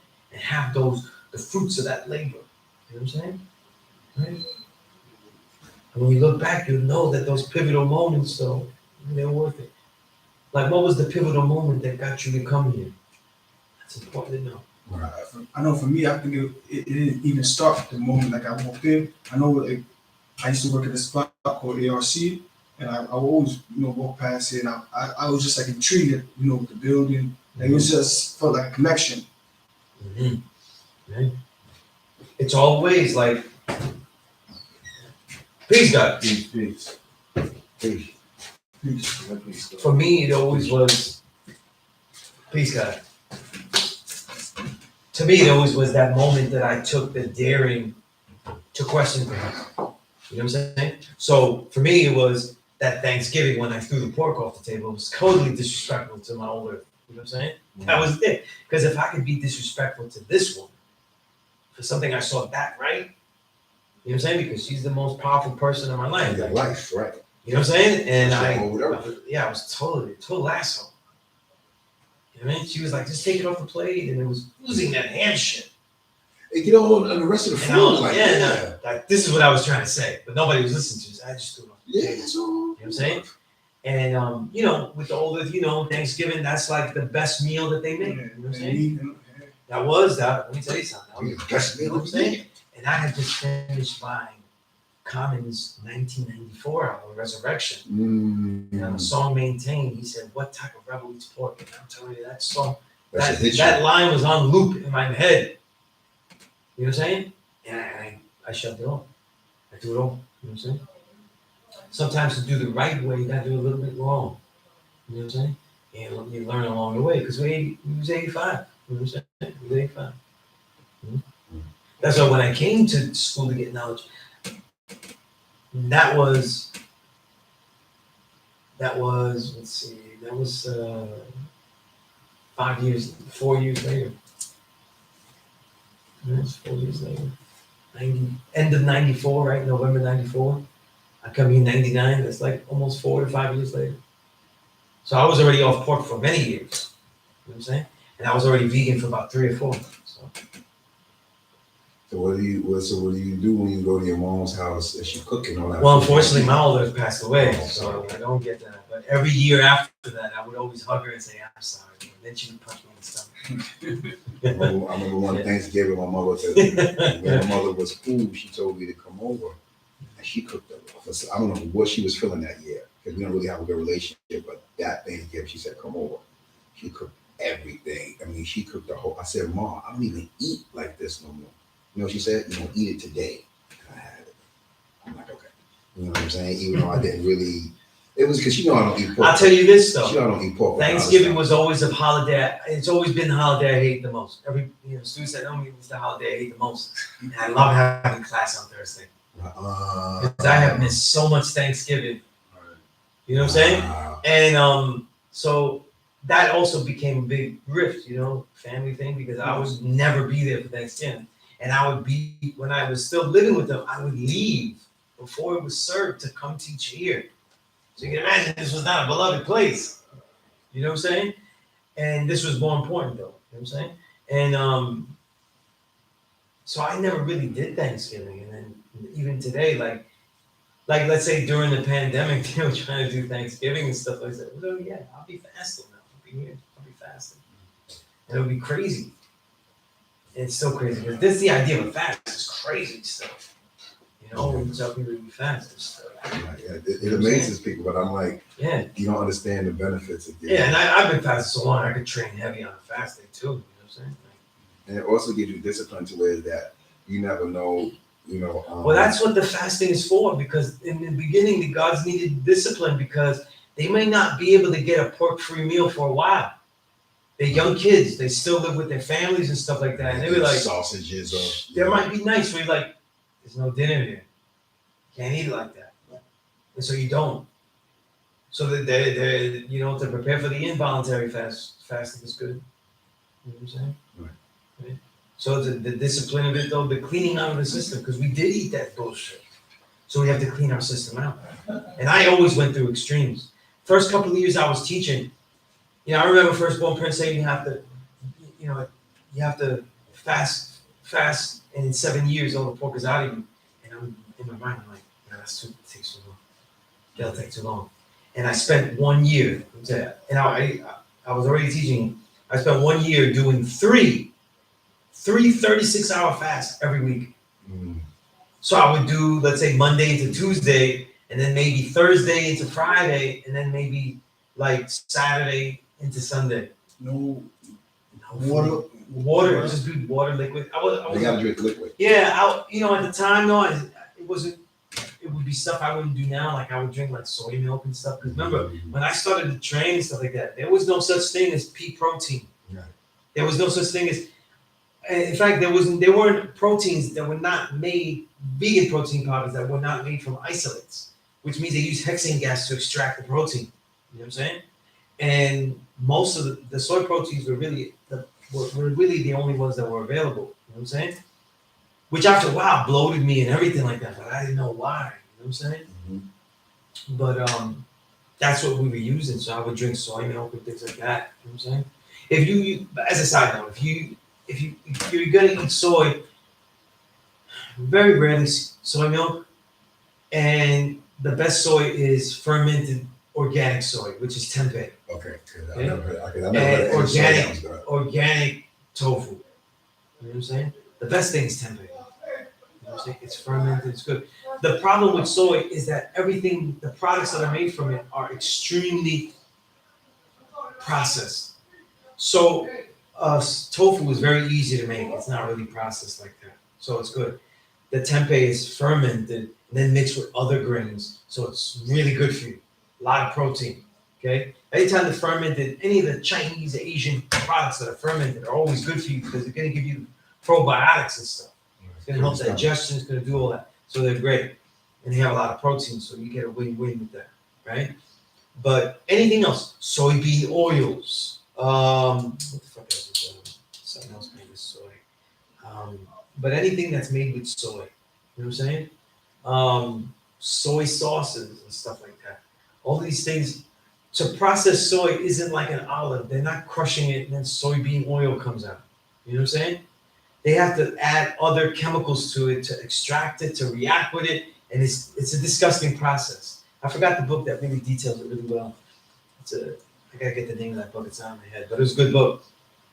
But it's the processing of soy that kills people, and things that, and the majority of soy that you have though is going to be GMO if it's not said to be organic. So that means that when you buy cookies, if you decide to go into the bodega and just buy some cookies and shit, this is vegan and shit like that, you're having genetically modified soy.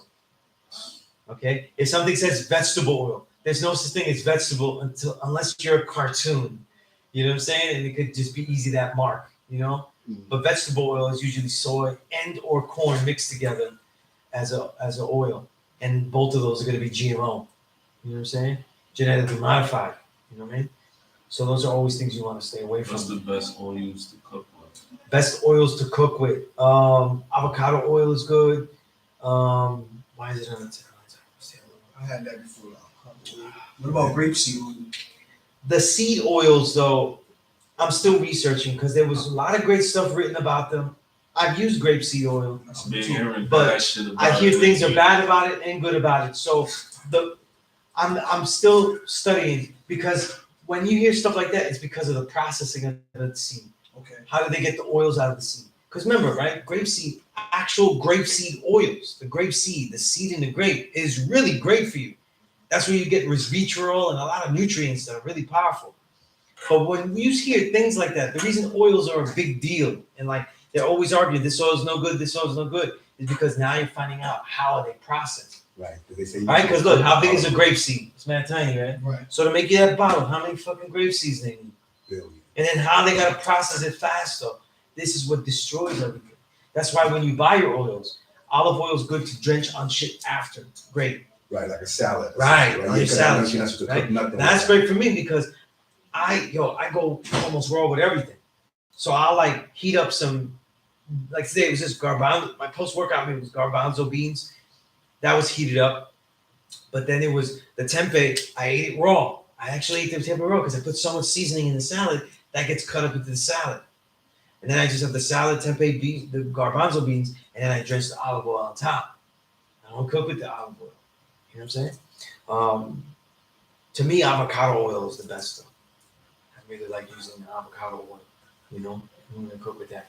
Grapeseed oil, I'm still in research mode of that. You know what I'm saying? Because I have grapeseed oil in my cabinet, and then I started to research. I was like, wait a minute, the shit that I read like 2 years ago is totally different than what I was reading now. Right. So I'm like, shit, you know, and that's the shit about trying to eat healthy. Because what happens is the way people make products changes though. Has to become Right. popularized. Right, and then industrialized, they're Right. processing stuff. So you always got to be doing the knowledge and shit. You know what I mean?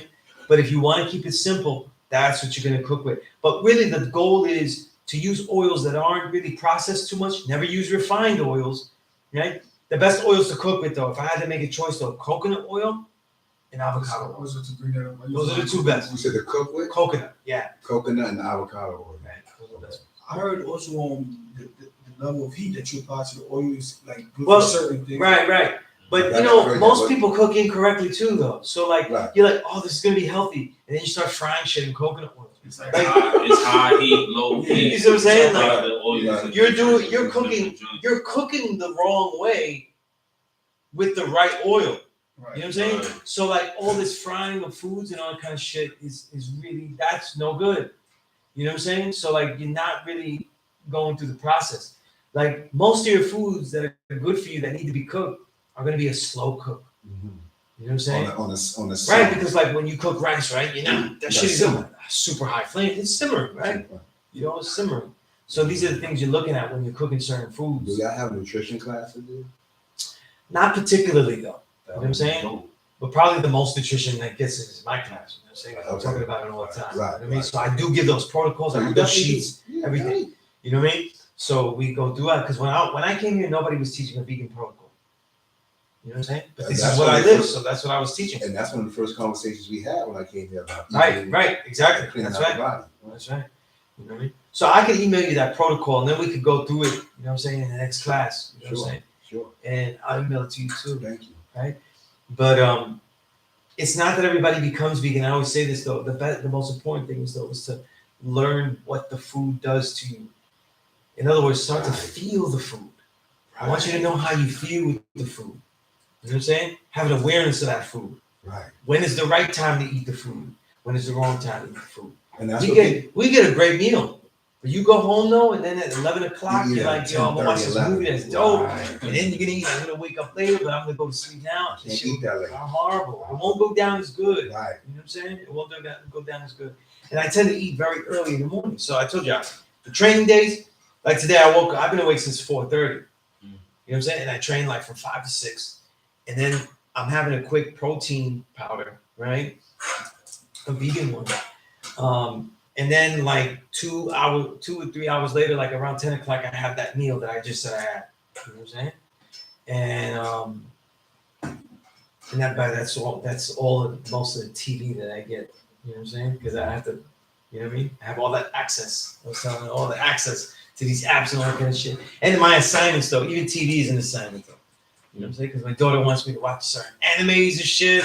My brother tells me to watch certain things. So I try to get out the way and get those things out. You know what I'm saying? But after that, like after I ate that, so by I think about 11 or 11:30, because I don't eat fast at all. I take my time eating. You know what I'm saying? That's important too. And during that meal, there's a lot of nuts and seeds, so that's how I fill up. You know what I'm saying? I didn't eat it. I haven't eaten since, though. So I'll probably eat tomorrow. Since tomorrow's not a training day, I'll probably eat at like 12 or 1 or something. So literally it would be like 24 hours since I eat again. You know what I'm saying? Just because I don't need to. I don't need to. And then because I'm spending that much time not eating, if it was a training day, it's still almost like about 18 hours until I train again.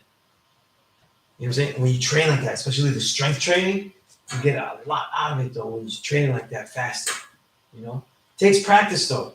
It takes practice though to do that, especially the heavy lifting. You know what I'm saying? You may not be able to do it, you're like, oh, I'm fucking hungry and shit like that. You know what I'm saying? But I have complete disrespect for the pain that my body feels. It's the only way you get through that. I have complete disrespect. When I wake up, I have complete disrespect for the tiredness or anything I feel. Because I in my mind, I'm like, I'm going to actually work on it and catch it later, get this later. So I don't disrespect the sleep. I'm disrespecting sleep at that moment. You know what I'm saying? Because I'm going to respect it later and say, listen, I'm going to take this nap. So I always take a calculated nap as well. You know what I'm saying? Right. I meant to do that today too, but Yeah. But I guess I'm on my second. When you're working out really regularly, always take at least one nap. You know what I'm saying? Make it like 15, 20 minutes. So I time it though. Because after that, you get groggy and you get chilling forever. Shit like that. You know what I'm saying? You know? And it doesn't matter if you fall asleep or not, though. It just matters that you just relax. You know what I'm saying? It just matters that you relax. Because sometimes you don't fall asleep like that or get into a deep sleep. You know, the point is that you rejuvenate. You know what I'm saying? And but that's how the physical and the diet protocol go for me, like on a daily level. You know what I'm saying? If I eat after, I'll eat maybe around 3 o'clock or something like that. And it'll just be fruits. Just be a whole bunch of fruits. You know what I'm saying? I've been into the smoothie thing. Like I haven't been eating solid foods. I've just been putting my fruits in the blender, and I just been drinking smoothies lately. Because I just want to clean my body out and have my digestive system more smooth. And that's why when you start the fast, it's also good to think about incorporating like intermittent fasting, which is what I'm telling you I'm doing, because it ends up being about 16 to 18 hours. So that would be an intermittent fast. You know what I'm saying? And when you become more aware of your body, you'll eat a meal and be like, it doesn't taste that good. I thought I loved this, or I just not feel like eating stuff like that. Your body's telling you to fast. You know what I'm saying? Your body's telling you like, yo, this shit is not, I'm not excited about this and that. Yo, that happened. Right? Your body's telling you. You listen to it. You know what I'm saying? We don't always have to eat something. We don't always have to do all that. You know what I'm saying? We eat when we bored. Like I noticed that people spend money when they ain't got nothing to do, and they eat when they ain't got nothing to do. Yeah. You know? I'd rather you buy some polo and just eat for eating.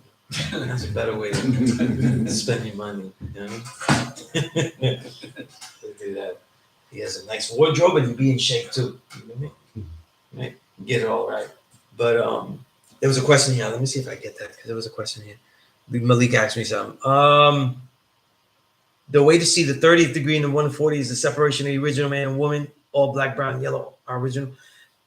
I don't necessarily look at it as a man and woman separation degree. I look at it, the black and brown germ, the separation of the germ. That's us as a people, and the mentality of how we can separate ourselves on any level. So metaphorically, you could apply that to man and woman, because the most important thing that's separated eventually is man and woman. You know what I'm saying? Right? We're not really clamoring to unite ourselves with the oppressor. You know what I'm saying? That's not what we're waiting for. And technically, if he's grafted, then his success is going to be how he blends back into the society with us. You know what I mean? Right? Because the truth is, the more righteous white people become, the more that they will mix with us. And so they'll be gone. Isn't that one? It's wonderful. It's a wonderful thing. You know what I'm saying? But if you think of it theoretically, you know what I'm saying? Right? Because we're the piece with the magnetic. You know what I'm saying? Right? We just see the negative effects of this and mixing back with us, though. You know? But gentrification and all these things, these are things that first, though, happen by them mixing back with us. The reason they don't work, though, is that even culturally, they have nothing to bring back into the community. Right. So they end up guarding with whatever they do have, and they can only use what they take because they don't really have much to add in. All these communities, right? And it sounds like to a person that's looking at this, they go, oh, look, that guy's so racist. You know what I'm saying? Like, white people go, oh, he's racist. You know what I'm saying? Against us, right? Because we want to graft it back. And the thing is, though, right? Look at when whites come back into communities where we're at, though. Besides the property value, let's forget all that. Let's say they did it and it just was something that other blacks could afford too. Let's say it happened like that, because it happens like that sometimes too. That movement, right? In general, though, they really don't have any type of cultural add-on that they could bring into the community. Yet when we go into communities, there's a massive influx. Definitely. And the example of that, though, is like you'll see black neighborhoods, though, and then you see other immigrants come in of original people, and their shit will be infecting everything. The way it moves, the way it works, everything like that. You know what I'm saying? You don't see that dynamic, though. You know what I'm saying? So it's not like some Polish people go into Bed-Stuy, everybody's doing polka. You know what I'm saying? Like, this shit doesn't happen. They don't really have stuff that they're bringing in.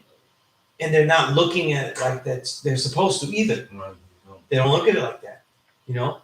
In fact, in the history of whites, the way they've looked at it is that when they bring stuff, it's usually because the stuff that they see us doing is wrong to them, right? The whole missionary concept.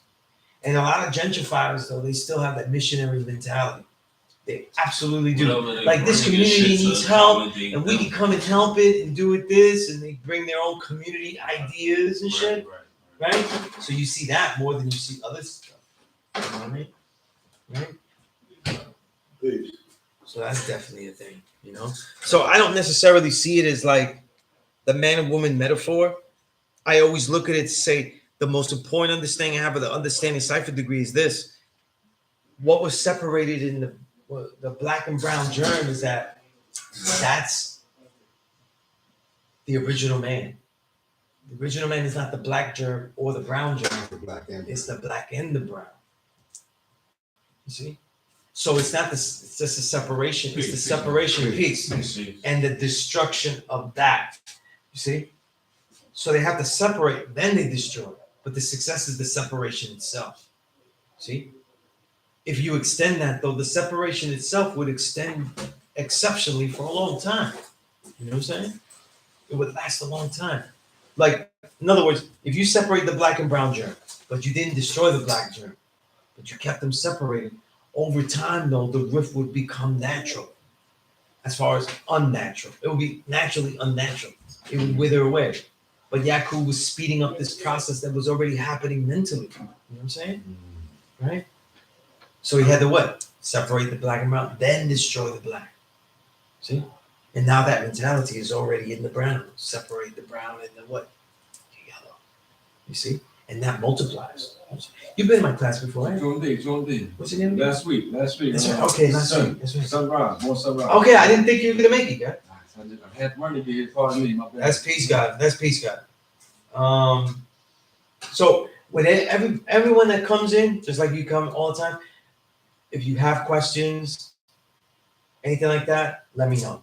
Okay? You should always have questions if you can. I don't have to tell him to have questions. Okay? But I have a question. The brand, you said the black seed. That's okay. The brown seed was separated from the black seed, right? So, what's the difference? Like, I'm because you said they both are the original man together. Right, but in the capabilities in the black man's body, that's the right. We basically have a dominant and a recessive.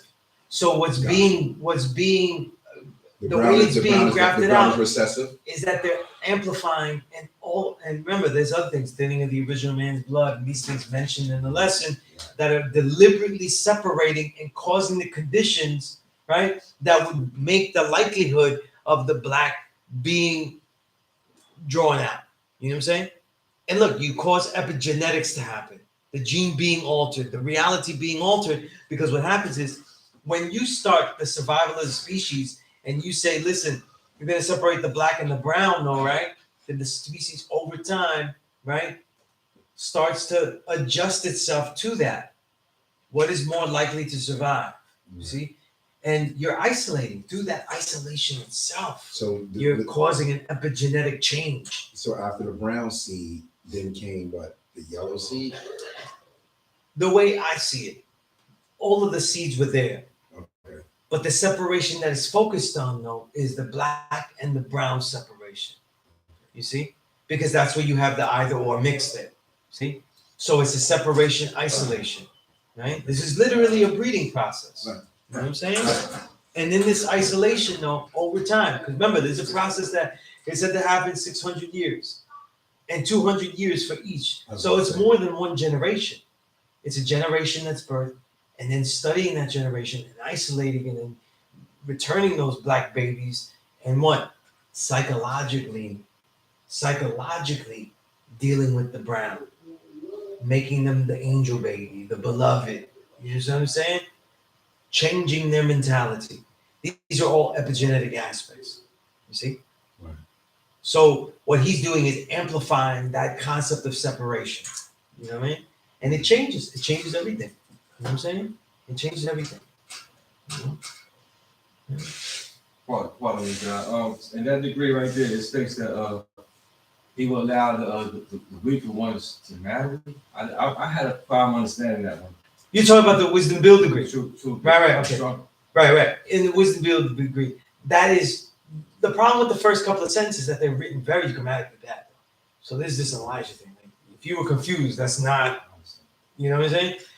Basically, what it was, though, is that those who are old enough, I'm trying to explain it a better way. Those who are old enough to marry are going to marry. Those who are not, though, are going to be let go. You see what I'm saying? So they're basically breeding the best of the best. That's all that means, right? Well, I mean, I thought they would want the weaker, the weaker ones to marry because they're weak. But you you need this. It's a hard balance because you need this. You need the experiment to keep going. You see what I'm saying? So, like when you just say the weaker gene, right? How do you isolate the weaker gene? You see what I'm saying? So they have to be strong enough to marry. You know what I'm saying? They have to be suitable enough, right? And that's why you have the doctors, ministers, nurses, and cremators, right? To qualify it correctly. You see?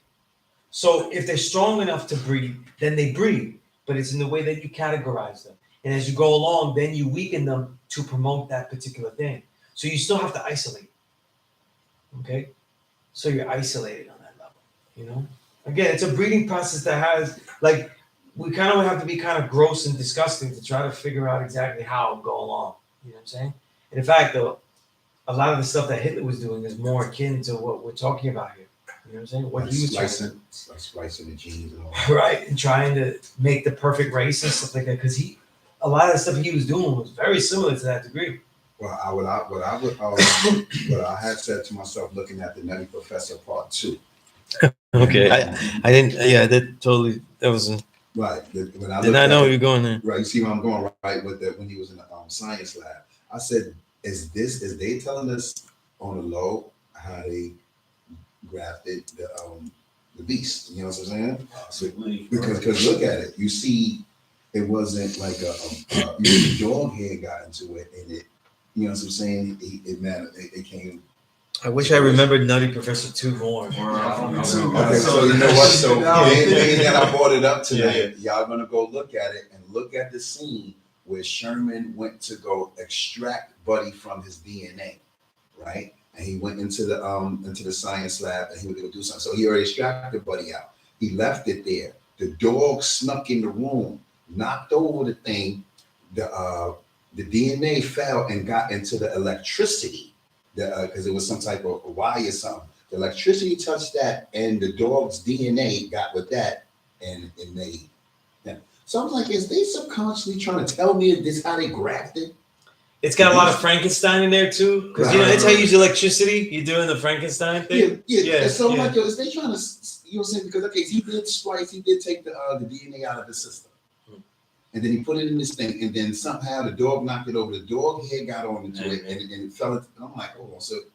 You know what's so interesting about the Nutty Professor movies? Even by the way, the Jerry Lewis one is very funny too. It is funny. Yeah, what's the original? That you would get a devilish being though by developing the greatest being to come out of your body. You know what I'm saying? Right. And it's an interesting message. I'm not saying that it was these people have the knowledge of self and they were trying to, you know what I mean? Right. But it's an interesting message, and it's something that our people, on a negative level, and it's not because that movie was not made for us, you know what I'm saying, originally, like it wasn't in that concept. But if it fits a lot of the psychosis that we have, because we see like the better we become, the more evil we get.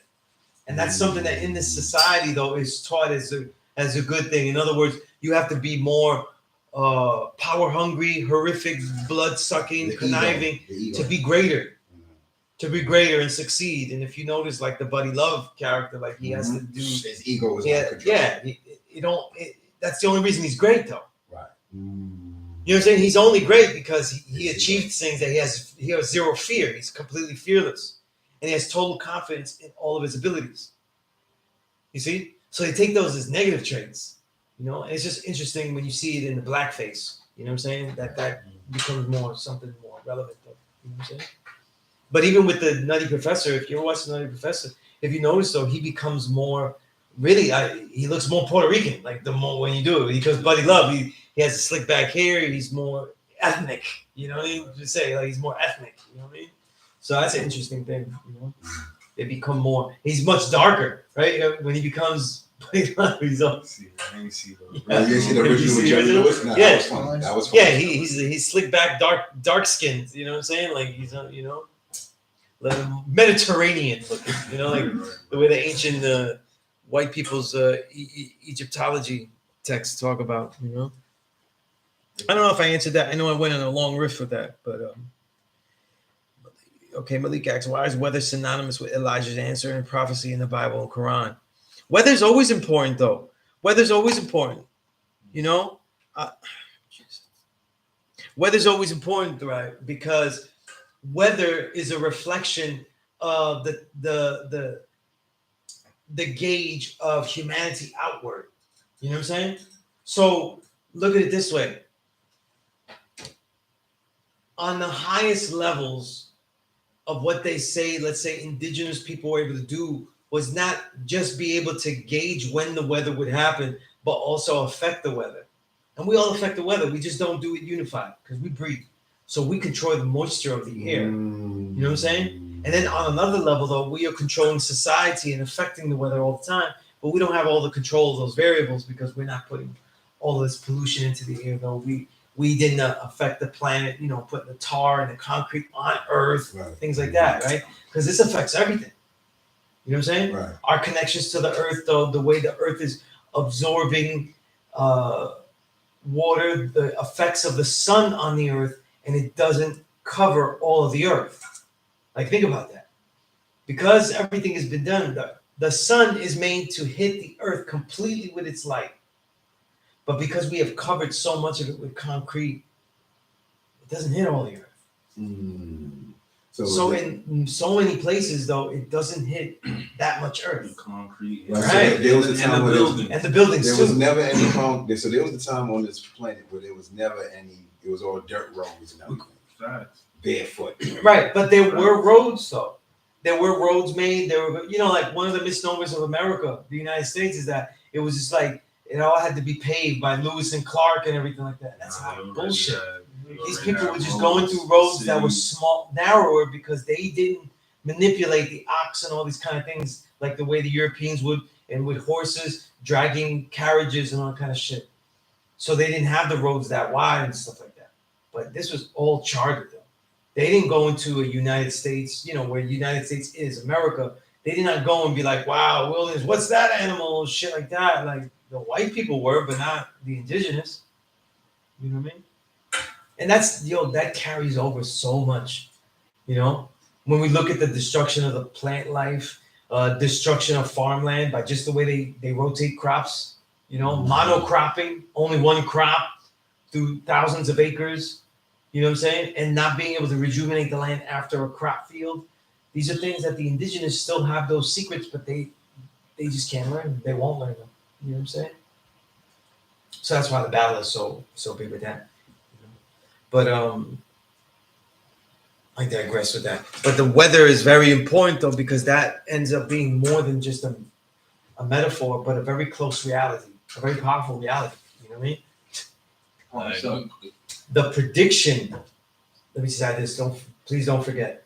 The prediction of the future event is linked with the ability to predict what type of weather is going to happen. You think of people that made pyramids that are still standing, didn't understand the weather and the format of how the earth is going to rotate and continue on.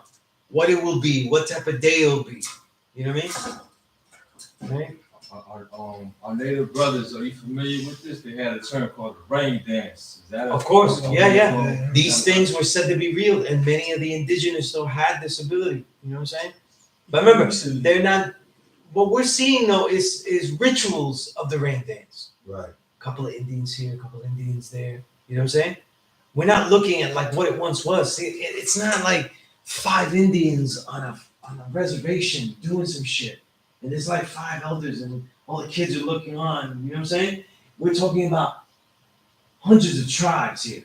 Right. All over. You know what I'm saying? And they're all in tune. They're all thinking about these things. So like, this is why I say, like, before the white man came into existence, when you read history pre-white man, you got to change your lens. You got to change your lens because it's totally different. You know what I mean? So all of this stuff is important. You know what I'm saying? Even when the whites were here, they were able to witness indigenous people being able to hear what was coming by putting the ear in the ground. Right. So they still had exceptional hearing. They had these things, abilities that. Hold on. So you said they would put their ear to the ground? So that stuff I was seeing in cartoons as a kid. These are things that, a lot of stuff, especially with indigenous, is making fun. Making fun, You know?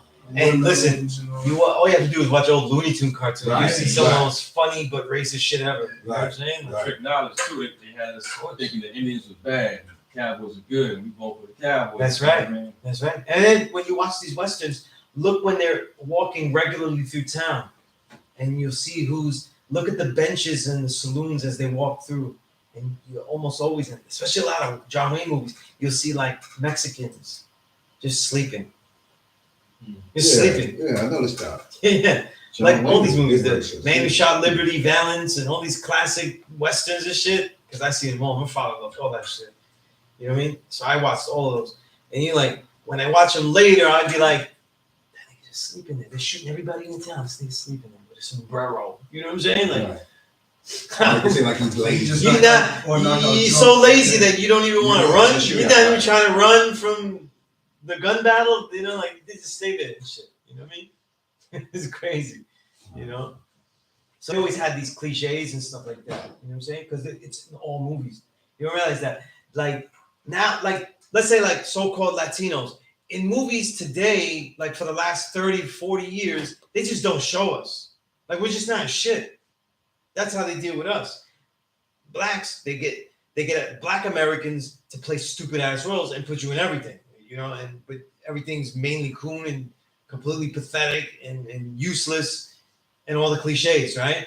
But back then, if you watch westerns, they always incorporated the Indians though. It was that how shit, you know, all that language and shit.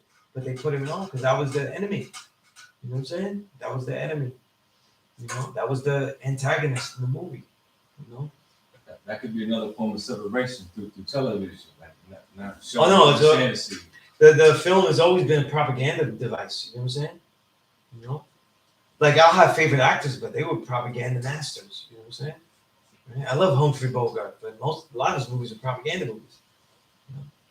And they weren't like saying like, "Hey, we signed you up for this propaganda movie." They didn't call it that. That's how we know it to be because, you know, the agenda was so normalized that that's just what you did. That you didn't, you know, these actors didn't know like, yeah, I'm doing some shit that's gonna help us keep power and keep the black man down. Like, they don't think like that. They think about like, I'm gonna be a star. I don't give a fuck about that.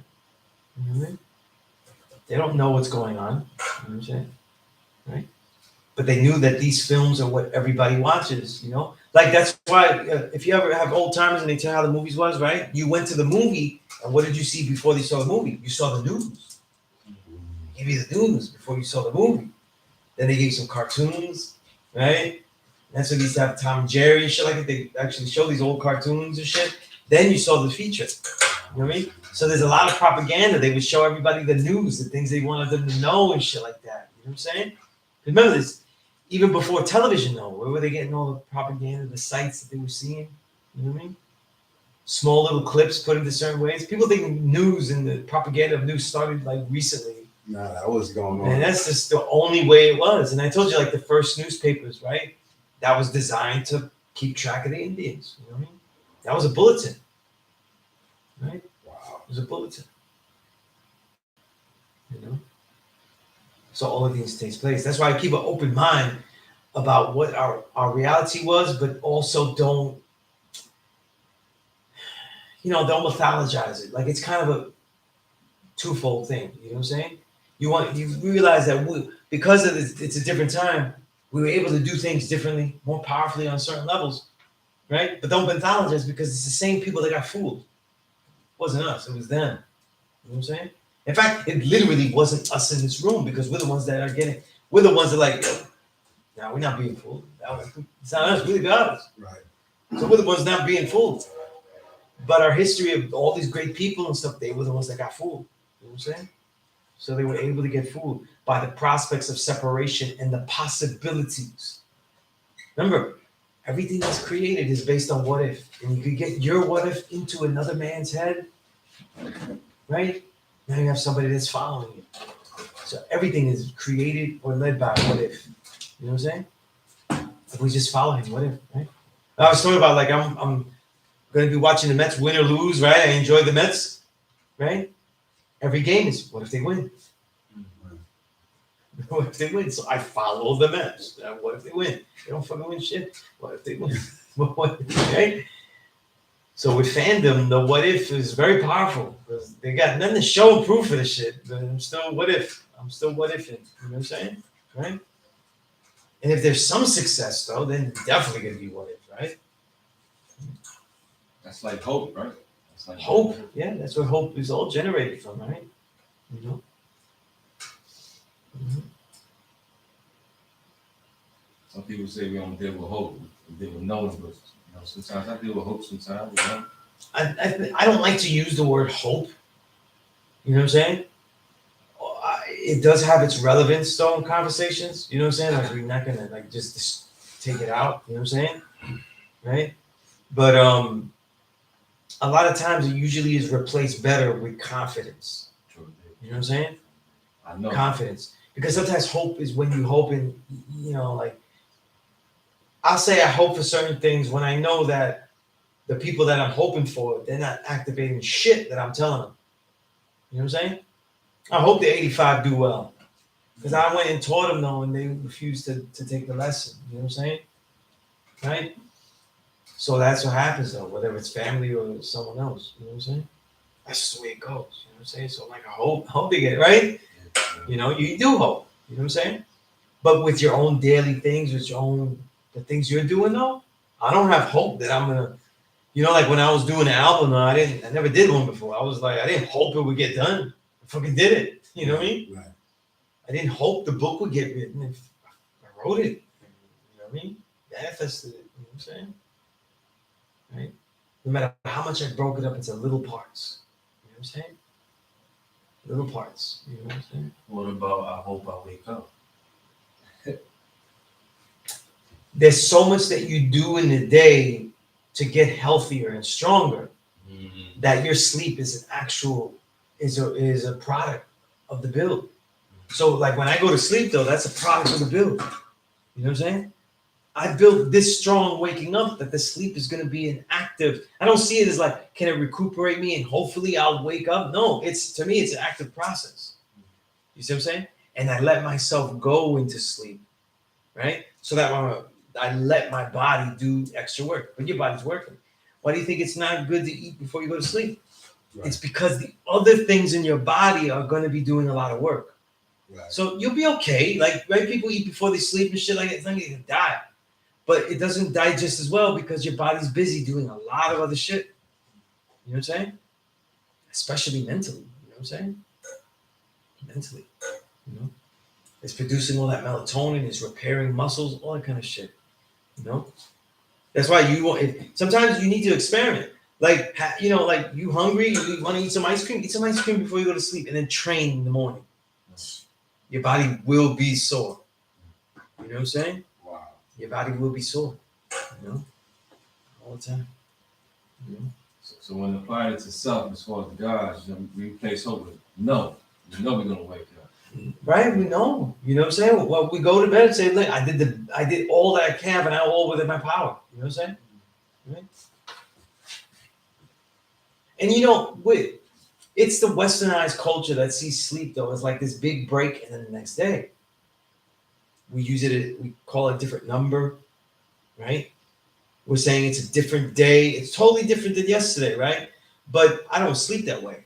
A lot of the Eastern way, especially many of the Buddhist traditions, the sleep is really just like another segue. It's not really a separation of day and night like that. It's just you doing different things. You see what I'm saying?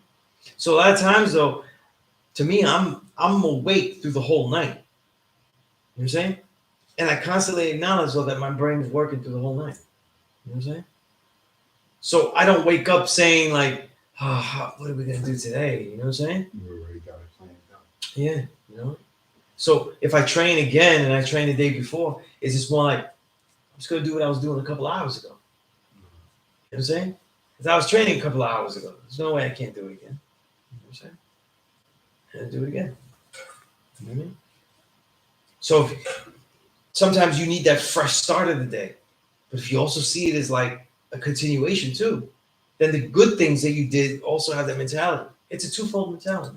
It doesn't have to go one way. You know what I'm saying? And it's not like tradition. There's many original traditions that don't have it that way. You know what I'm saying? You know? Right? So there's a framework, the mentality by which you look at things is different. Let me see what's said here. G1, you said I see a lot of those missionaries paired up in the Bronx. Even have a tour bus with white people come through. Yeah. Some of those aren't missionaries. Some of those are just tourists. See black and brown people in action in their habitat. Malik said, you said I didn't mean the separation of us. I meant us and the genes and the original man and woman. Yeah, of course. Yes. As both. Yeah, this doesn't apply just to man. It applies to man, the original man and the woman. Yeah, definitely. Rome, you asked why is that when you read out loud, you read slower than you read to yourself.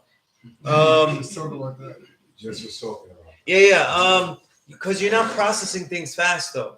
You know what I'm saying? And the mind has the ability to process words at a much faster clip than it can say it. You know what I'm saying? Absolutely much faster clip. You know what I'm saying? So you never want to be mouthing off and stuff like that. You know what I'm saying? Yeah. You know? You never want to be doing that. And like I said,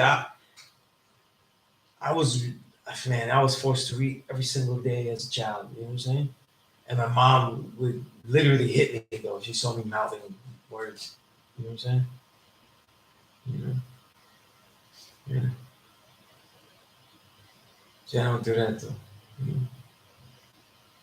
Somebody told me when you read out loud, though, you're hearing it, so you're seeing it in the mental, and you're also hearing it, so you get it 2 times. So they said, Not really. No. You're just slowing everything down. So it seems like you're just slowing everything down. Yeah. You try to read more and more pages. Memorize my lessons better when I read. But that's different though. Wow. That's different though, because you're memorizing that particular thing. We're talking about reading like a book.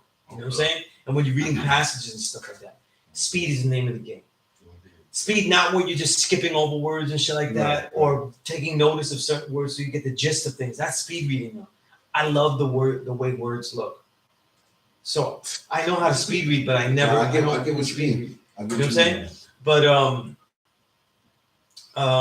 That's how you write. That's how you write. yeah, I do write fast. Not fast, but like on some like how certain. Oh yeah. So because it's like, yo, with the new book you got, I'm reading it, but it's like, yo, this shit is mad poetic. So certain shit, I literally gotta go. Oh yeah. I write, especially stuff like that. I write very concentrated. Yeah, very concentrated. You know, even when I did the album, when we write, you have to take certain words out and just clip them for the rhythm. Like I would lose the rhythm, but I would like, yo, this word is beautiful though. This shit will sound dope. It would be dope. It's like, you know what I'm saying? But I had to get that format. I had to get like a rhythm. You know what I'm saying? That's why we hear this. And I had to learn that. You know what I'm saying? Because what's interesting is that as a kid, I never wrote rhymes. Never. As a kid, I never ever wrote rhymes. I have never wrote a rhyme as a kid. But you used to rap though. So you spit off the head. No, I never rap. So here's why. Here's how that can happen though. In elementary school, I only heard music when I was around the other kids. You know what I'm saying? Okay. And I only cared about the beat because I was, as a kid, elementary school was just breakdancing. When I went to junior high school, though, I didn't listen to music because I didn't have power to control the music I wanted to listen to, so I wasn't into music like that. You know what I'm saying? So I never really chose the music, and by then, hip hop, it was too fast. I didn't understand what they were saying, so it never registered. So like a song like EPMD or anything like that, none of it registered. So junior high school, I didn't really listen to music. Right? Didn't really listen to music though. So when I get into high school, that's when I start falling in love with the music because I have control. I make my own money. I start buying music and I'm like, yo. And so first albums I bought, Brand Nubians debuted, Low End Theory, Tribal Quest, and Leaders of the New School, their debut album. Those are the first 3 albums I ever bought. Bought them all in one chunk with my twin brother. That's when I started to fall in love with the music and making pause tapes, you know what I'm saying? Off the radio. Tapes, right? I had a lot of pause tapes, right? I had nothing but pause. Right. And so, but those are the first albums. So albums, pause tapes, right? Like all that shit. That's when I started to get really, really into the music. But that's, let's say 14, 15, 16. By the time I'm 19, I'm already a journalist though. So now I don't really write rhymes in high school because I'm learning, so I'm just enjoying the music, you know what I'm saying? Right. And really, if it was anything I imitated more, I was probably singing more. I'd rather be a Donny Hathaway. If I chose anything, I'd be Donny Hathaway. I'd be Donny Hathaway before I'd be any rapper ever, though. Donny Hathaway. Woo! Oh my God. That's a fact. Right? I'll be Donny. I was always the song music. You know what I mean? He was extremely gifted. Oh my goodness. Him and Marvin have the greatest voices. If I had to choose, I'd pick one or the other. You give me one of them. I probably pick Right? one. You can't go wrong with them two. You know Right. what I'm saying? But when I start writing about hip hop, I'm 19 and I'm already around like legends and greats. You're not thinking about writing your own rhymes when you just were with fucking KRS-One. When you wait, Cool G Rap was one of my earliest interviews. So I'm like, nah, that's the way you rhyme though. Like I ain't got nothing for that. You know what I mean? And then you're trying to catch up with everything because I'm being a journalist, but I want to know everything. So I'm borrowing, buying, stealing, dubbing, any way I can get music. That's all I'm doing. Right? So it's funny because I'm a lowlife, but I never boosted clothes, but I sure as hell boosted music. I have stolen music from radio stations. Everywhere we went, I took something. You just mentioned low lights, right? And I was gonna make it a fact to just bring it up after you spoke. Sure. And I remember somebody had mentioned to me, it was like, I always walk through this park or whatever, and I never see these chess plays. And then somebody said that's because you wasn't really on that frequency. Somebody brought it to your attention. You see it now. But like I was walking from the gym one day last week, and I walked past this bus, and they tagged up, and there was low lives on it, right? And I was like, that's funny. Like I recognized it because I probably would have walked past it had you never mentioned it. Right, man. Oh, you never heard of it until he said it. Yeah, Oh, and it's wow. funny Okay, that I I just seen it the other see day. it the other I was day. like, wow. It's like, Mind detection. Yeah, that's crazy. Yeah. You know. I always heard of the low. But as a kid, though, everything was in the periphery, and a lot of it was because I was very sheltered, and not just as like because of my parents, they raised me good, but also because I had a twin brother, so I never had to go look for a friend. Right, I didn't need no fucking friend. I have a fucking best friend from the womb. So it wasn't like, I'm bored. I'm going to go find a friend on the block or something like that. It's like, yo, it's right here. What are we going to do? You know what I mean? So we always was playing. We always was creating together, all that kind of shit. And he was creative as hell. You know what I'm saying? So, I had a different life. You know what I'm saying? And a lot of it was assimilation too. Like, we weren't allowed to listen to hip hop and stuff. That's black music. But we weren't allowed to listen to salsa either. You believe that? Not even salsa. That was considered too black too. Really? Yeah. Don't get it twisted though. Puerto Ricans didn't like salsa. They always go, that narrative of a foundational black American bullshit where they were going like, oh yeah, Puerto Ricans didn't like hip hop and they were racist and shit like that. They didn't listen to salsa either. Because it was seen as gutter music. Like, people in the ghetto don't want to be in the ghetto. So they often denounce the cultures and the creations of the area that you're in. Yep. Like, they won't accept that. You know what I'm saying? And people need to stop fronting because I was breaking as a kid all those times. Nobody found it very glorious, though, to be breaking on the floor, to be dancing on the floor. You know what I'm saying? Very few people saw the art in that. And a lot of people saw it as like getting dirty and destroying your clothes and stuff like that. You know what I'm saying? We didn't always have cardboard. You know what I'm saying? So it's not like it's not like what we were doing, was like this dignified culture. Like we were dancing in this, you know what I'm saying? Right? And then with salsa and stuff like that, salsa at least needs at least 3 percussion instruments. So it's a loud fucking music. You know what I'm saying? I hate calypso. My mom used to always play calypso because she feed, West Indian and Dominican. So that calypso, I used to be like, yeah. She used to play it all the way loud. She used to play that 100. Yeah. So like when I grew up in Sunset Park, and that was all Puerto Rican neighborhood. So you more likely to hear salsa being played like in basements and shit when you walk by certain blocks than you would being hearing hip hop. But for the youngest of my age though, we'd see us breakdancing in the corners. That was really big. So that's what I thought that's what we did. I didn't think about emceeing because kids weren't. I didn't register that. Like if kids were emceeing, I didn't register it because it came out as babble to me. I couldn't follow, so I didn't register if they were doing that. wow. You know what I'm saying? I just was the beats. You know what I'm saying? Was it a language barrier or you was already? No, it wasn't the language. I grew up here, so English was always the first language. I was horrible at Spanish. Okay. Yeah, Okay.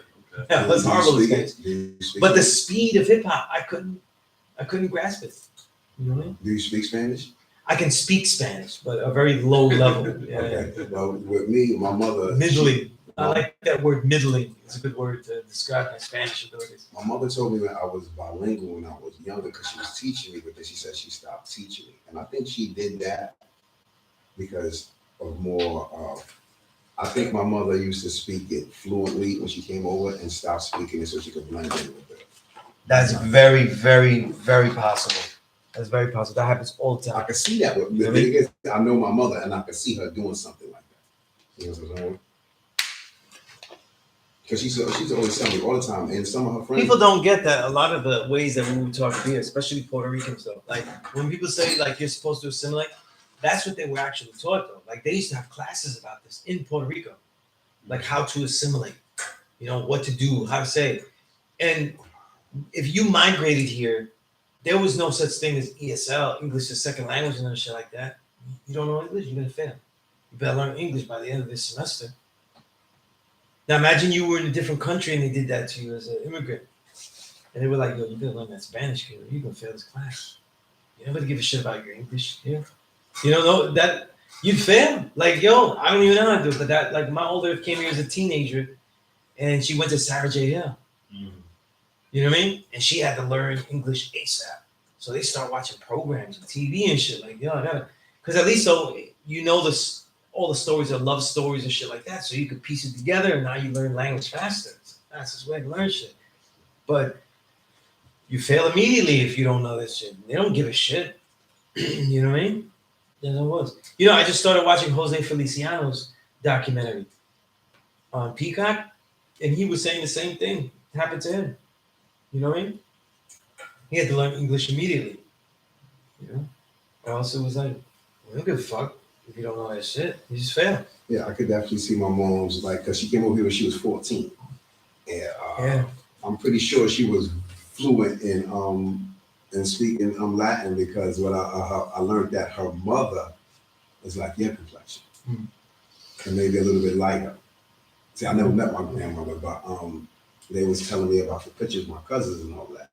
So also another thing that I learned is that her mother sent her over here to be with her sister, her mother's sister, because I learned my mother was being discrimination towards her mother's complexion. You know what I'm saying? So I was like, wow. That's crazy. Yeah, right? Yeah. Yeah, it's a lot of factors. You know what I'm saying? But like when we were growing up, though, it was like English. Like my older didn't want me to know Spanish. Like she didn't care if we learned it, but she wasn't gonna put her energy into that. That's literally what she was saying. We ended up knowing Spanish because growing up, she was learning better English as we grew up, so she talked a lot of Spanish. So you know, and that's how we learned Spanish. I learned better Spanish because, man. And around it, she's but I learned better Spanish as I got older too, because I was literally digging in the crates from the music of my past. You know what I'm saying? So like to learn all about all the salsa was a discovery just like hip hop for me. You know what I'm saying? And I used to spend time in Spanish Harlem for like whole weekends talking to old timers and shit like that. You know what I'm saying? So your parents wasn't fucking with salsa. What was they listening to, or was it just like no music? Pop music and stuff like that. Yeah, like Top rock, 40 radio. Whatever was on, yeah. whatever was on the radio that would cross over and stuff like that. You know, so like, you know, everything that was obligatory. Like there would be good music. Hall and Notes. Hall and Oates. Hell yeah, my sister. I have an Oh, older sister, Hall and so Oates. she was into all the pop music and stuff. So, you know, it's great stuff too, right? So she liked, you know, Sade, shit like that. That was huge, you know what I mean? Things like that. But and my father, he was born here. He grew up here. He was born here. So he was obsessed with doo-wop. So all I saw was doo-wop. But because they played doo-wop on the oldie station, that's when I started to hear Motown and shit like that. Okay. And that's the shit that I But like. that wasn't too original for them. What happened? I said that wasn't too original. You'd be surprised though, Motown was very acceptable. Yeah, That's how they made that money. that was a part of the plan. That's a fact. Very acceptable. You know what I'm saying? They just didn't like anything that was too like ghetto. You know what I'm saying? Yeah. You know? But again, these are all the seeds of my rebellion because I rebelled a lot. I had to Yeah, rebel so against salsa everything. was like some ratchet shit back then. Yeah. But like you said the drums, they needed at least 3 drums, right? Yeah, because you have a conga, you have a bongo, you have a timbale. You know what I mean? And even like in And then you have- reggae music, Bob Marley. Like I was watching a documentary on Bob Marley. A lot of times they thought that music was cool because of course. drums. Yeah. So I could Remember, just like in Cuba, right? It was also in Jamaica and the other islands, though, the rumba, meaning that having all the drums and just having jam sessions through those drums that are often spiritual, based in Santeria and all the religions, but they come from that. You know what I'm saying? And they exist everywhere. You know, the roots of really all the music that we have to be generalize it. The roots of almost all the music that we're listening to are coming from the blues, right? And coming from son, Cuba. That's really, you know, like everything. And it's all coming from that melting pot there. From Cuba into New Orleans. Bro, so you That said pathway. The root of blue? Blues. That's I didn't know that, guys. It's kind of developed in the Caribbean, what you're saying. No. What I'm saying is that the two major musics are really coming from Cuba through Cuba, son, and then blues into jazz through New Orleans. You know what I mean? Those are the real major roots of all the music that we're hearing. You know what I'm saying? And the reason I say that is because people don't know shit like they think they do, but a lot of jazz's roots come from also the polyrhythmic roots of Latin music as well. You know what I mean? Very important. You know? Right? So that guy's name, he was like a pioneer in jazz. I forgot his name. So he was from Puerto Rico side. I forgot his name. There's a couple of people that were very important though. I'm forgetting his name too, but there was a very important composer in Duke Ellington's band who's Puerto Rican. And there were a couple of others. But a lot of the early jazz compositions were also Latin compositions. You know what I'm saying? So the music was fusing. You know what I'm saying? Fusing. And a lot of the timing patterns and everything, you know? The guy, you gonna write a book about that guy? Like, you know what I mean? There's a book I'm writing though about many different genres and thoughts about them. You know what I'm saying? Trying to add on. Because I don't just because I don't want to just repeat what other scholars have read. That would be I don't like to write. It's not that. It could be acceptable if it's cumulative. You know, like I'm collecting things and putting it all in one. But there's some unique insights that I have too that I'm sharing them. But it's a lot of stuff. I have about a couple. There's about a handful, like about 4 or 5 books that I'm working on all at the same time. Because when those ideas are all different, you know what I'm saying? So some are in editing stages. They're written this much. Some are written there. Some are just burgeoning ideas. You know what I'm saying? So how do you go about writing different books at one time? Because like, is that, you know, because it could be like writing a song. No, I just write a lot. I just write a lot. You know what I'm saying? And when the idea fits, though, it gets put into the right place. You know what I'm saying? If I write something, sometimes it might not be for what the book I was targeting for, but then it fits in the right place. You know? So that's how it goes. You know? La Lupe and Tito Puente's music. What would you consider that? Tito Puente hated the term salsa. He would say that means sauce. But remember, Tito Puente is before salsa. So salsa really is, it's a genre that comes out of son, and it's a lot like hip hop because it's developed in New York. It's a lot like hip hop because it's musicians that were without things. Okay, they didn't have as much schooling, right? Or they experimented in a way that was much more against the schooling. So people like Eddie Palmieri, the famous pianist, he's a juggernaut in salsa. He's crucial. He injected a lot of the jazz improvisation that salsa is based on. Eddie Palmieri, Palm, I-E-R-I. Palmieri, right? And he's from Ponce. That's where I'm from. So it could be confusing. all the dope. Yeah.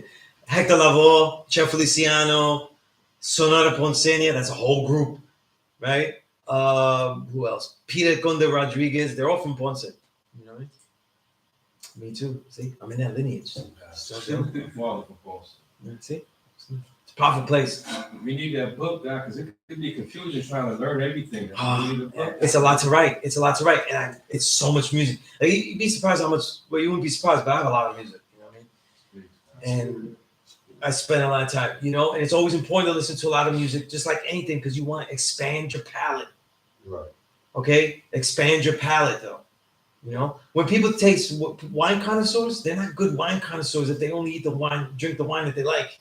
You know what I'm saying? Only fucks with that wine though. They wouldn't be able to differentiate the different wines if they just drank the one that they like. You know what I'm saying?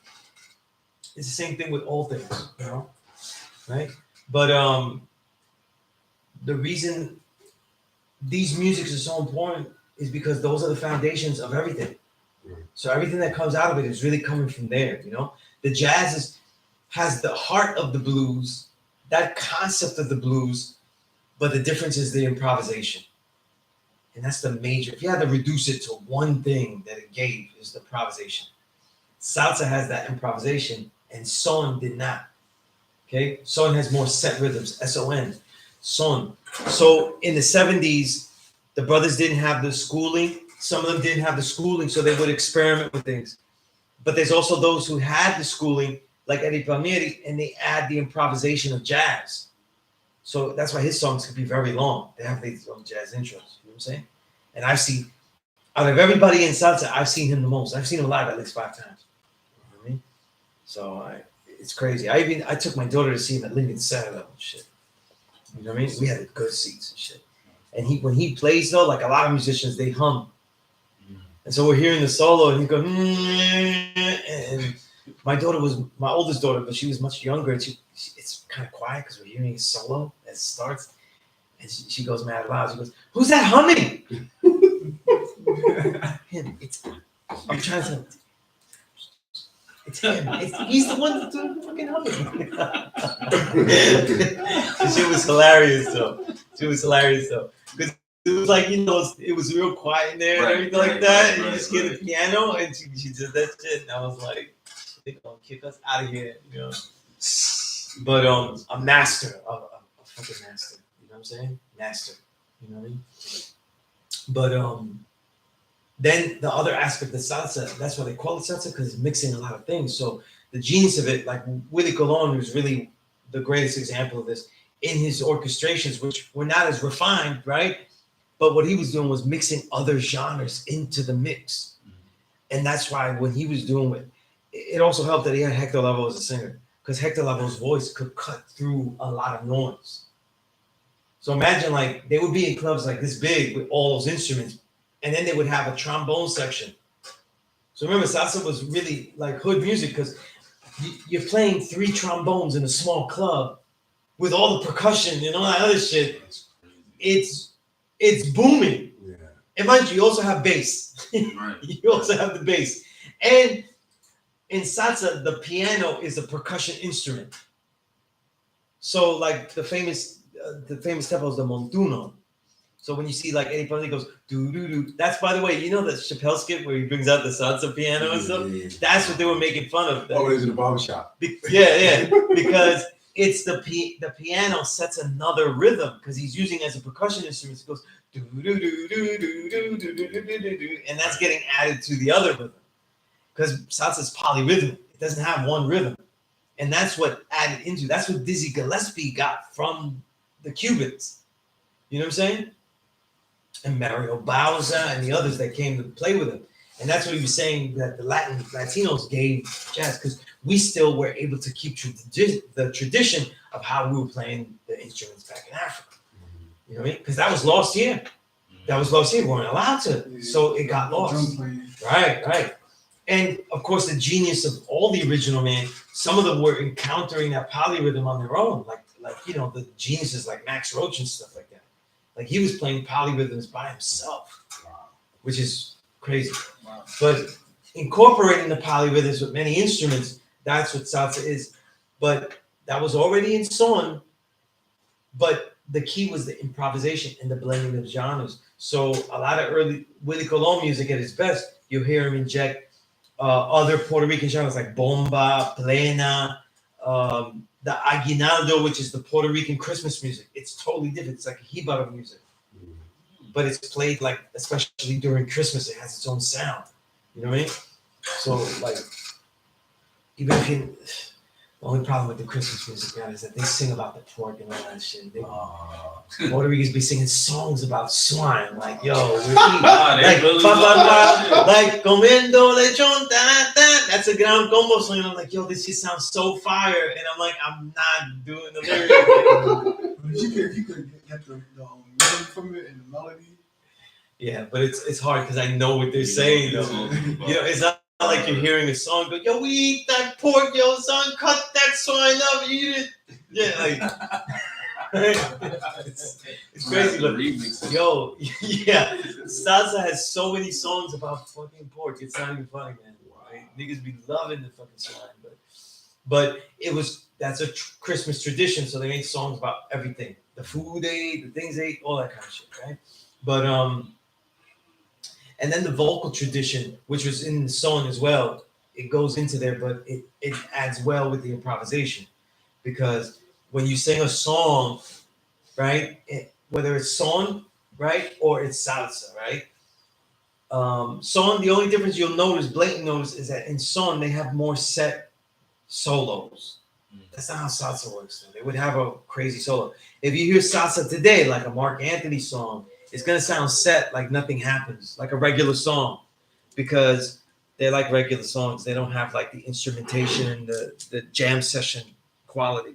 So that music that Mark Anthony makes will be called Now salsa? it's That salsa. sound like salsa. It's salsa, but today's salsa, where it's just basically like formatted songs. It's not the South It's- Bronx salsa. Right? It's more formatted though. Right. Now, mind you, though, Mark Anthony can really sing, though. You know what I'm saying? Yeah. But it doesn't have the format. If you see Mark Anthony live, you'll hear it more raw. You know what I'm saying? But the key that you wouldn't hear is that the old salsa singers, they used to call themselves soneros. In other words, that means it'd be the difference between a rapper and MC. You know? And after they sing the set song, the lyrics of the song, I love you, baby, blah, blah, you don't love me, I'm heartbroken.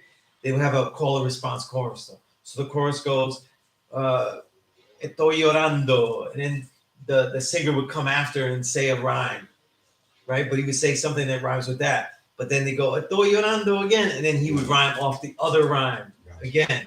And they would have to rhyme. And then when you see it live, they would have to make up new ones. Not the ones that were in the song, make up new ones. You know what I mean? And other soneros used to battle each other like that. So this tradition of rhyming is all over the Caribbean, you know what I mean? And all over black music. This doesn't mean that that's where MCing came from. I don't see that connection. You know what I'm saying? But Everybody it's also why the other original people gravitated toward it as it developed. Because early MCing is not as refined as what salsa was doing. And early MCing is not as refined as what was being done in reggae. You know what I'm saying? But soon it surpassed it very fast. You know what I'm saying? Very fast. Because it's only rhyming. It's only rhyming. You know what I'm saying? Right? Yeah. But certain things, the improvisation of things, the rhyming, all these things are all throughout black music. It's consistent throughout black music. You know what I'm saying? Very consistent. It's amazing. It's amazing. You know what I mean? But opening up that palette though is important though. You know what I'm saying? You know, hearing things that you never heard before, they change the way the mindset. You know what I'm saying? Right? That's why, and when children hear different musics when they're young, they have a real aptitude toward it. Yeah. You know what I'm saying? Mm-hmm. Because they're able to do it. You know, they're more malleable. They're more malleable. You know. And as they grow older, though, then they can, you know, focus on certain things. You know? Right? The child's focus is not great, but their ability to adapt to many things allows them to adapt, hear many things, see many things immediately. You know what I mean? So you're trying to teach them focus and concentration. Whereas when we're older, we're trying to learn things. We're trying to learn malleability. You know, hear different type of music that we think is good for us. Though we're like, oh, this shit sounds like shit. You know what I mean? And we don't have the discipline to get through it. That's why you have to work on as a student, though. That's why reading is so important, though. You know what I'm saying? You'd be like, I don't have the discipline to read, but you may not have the aptitude because you're not used to reading all these different type of materials. And that's why you have to be willing to attack yourself and understand that that's going to be a difficulty. Sometimes if you know what the difficulty would be, it's much easier to deal with it. You know what I'm saying? And know that it's your malleability that will be the problem, not necessarily your focus. You know what I'm saying? And if you see that though, then you won't get so upset at yourself and you'll adjust. That's why I tell you with the reading, if you make your reading fast, that means have some books in the collection that are easy to read and fun. Right. Smooth through them. You know what I'm saying? That's why I'll give you like, you're reading this about that, about all these things that are hard. Throw in, let's say, RZA's Dao Wu and read about the RZA, you know what I'm saying? Or something else. Or a sports player, you know what I'm saying? Read like one of their autobiographies. You know what I'm saying? These things will help you read faster. You know what I'm saying? Mm-hmm.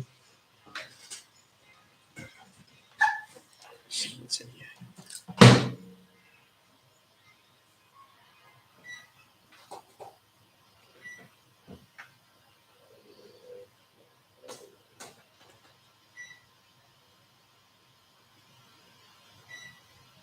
I see someone here saying, tell us what and how the devil is made. Moja Saba.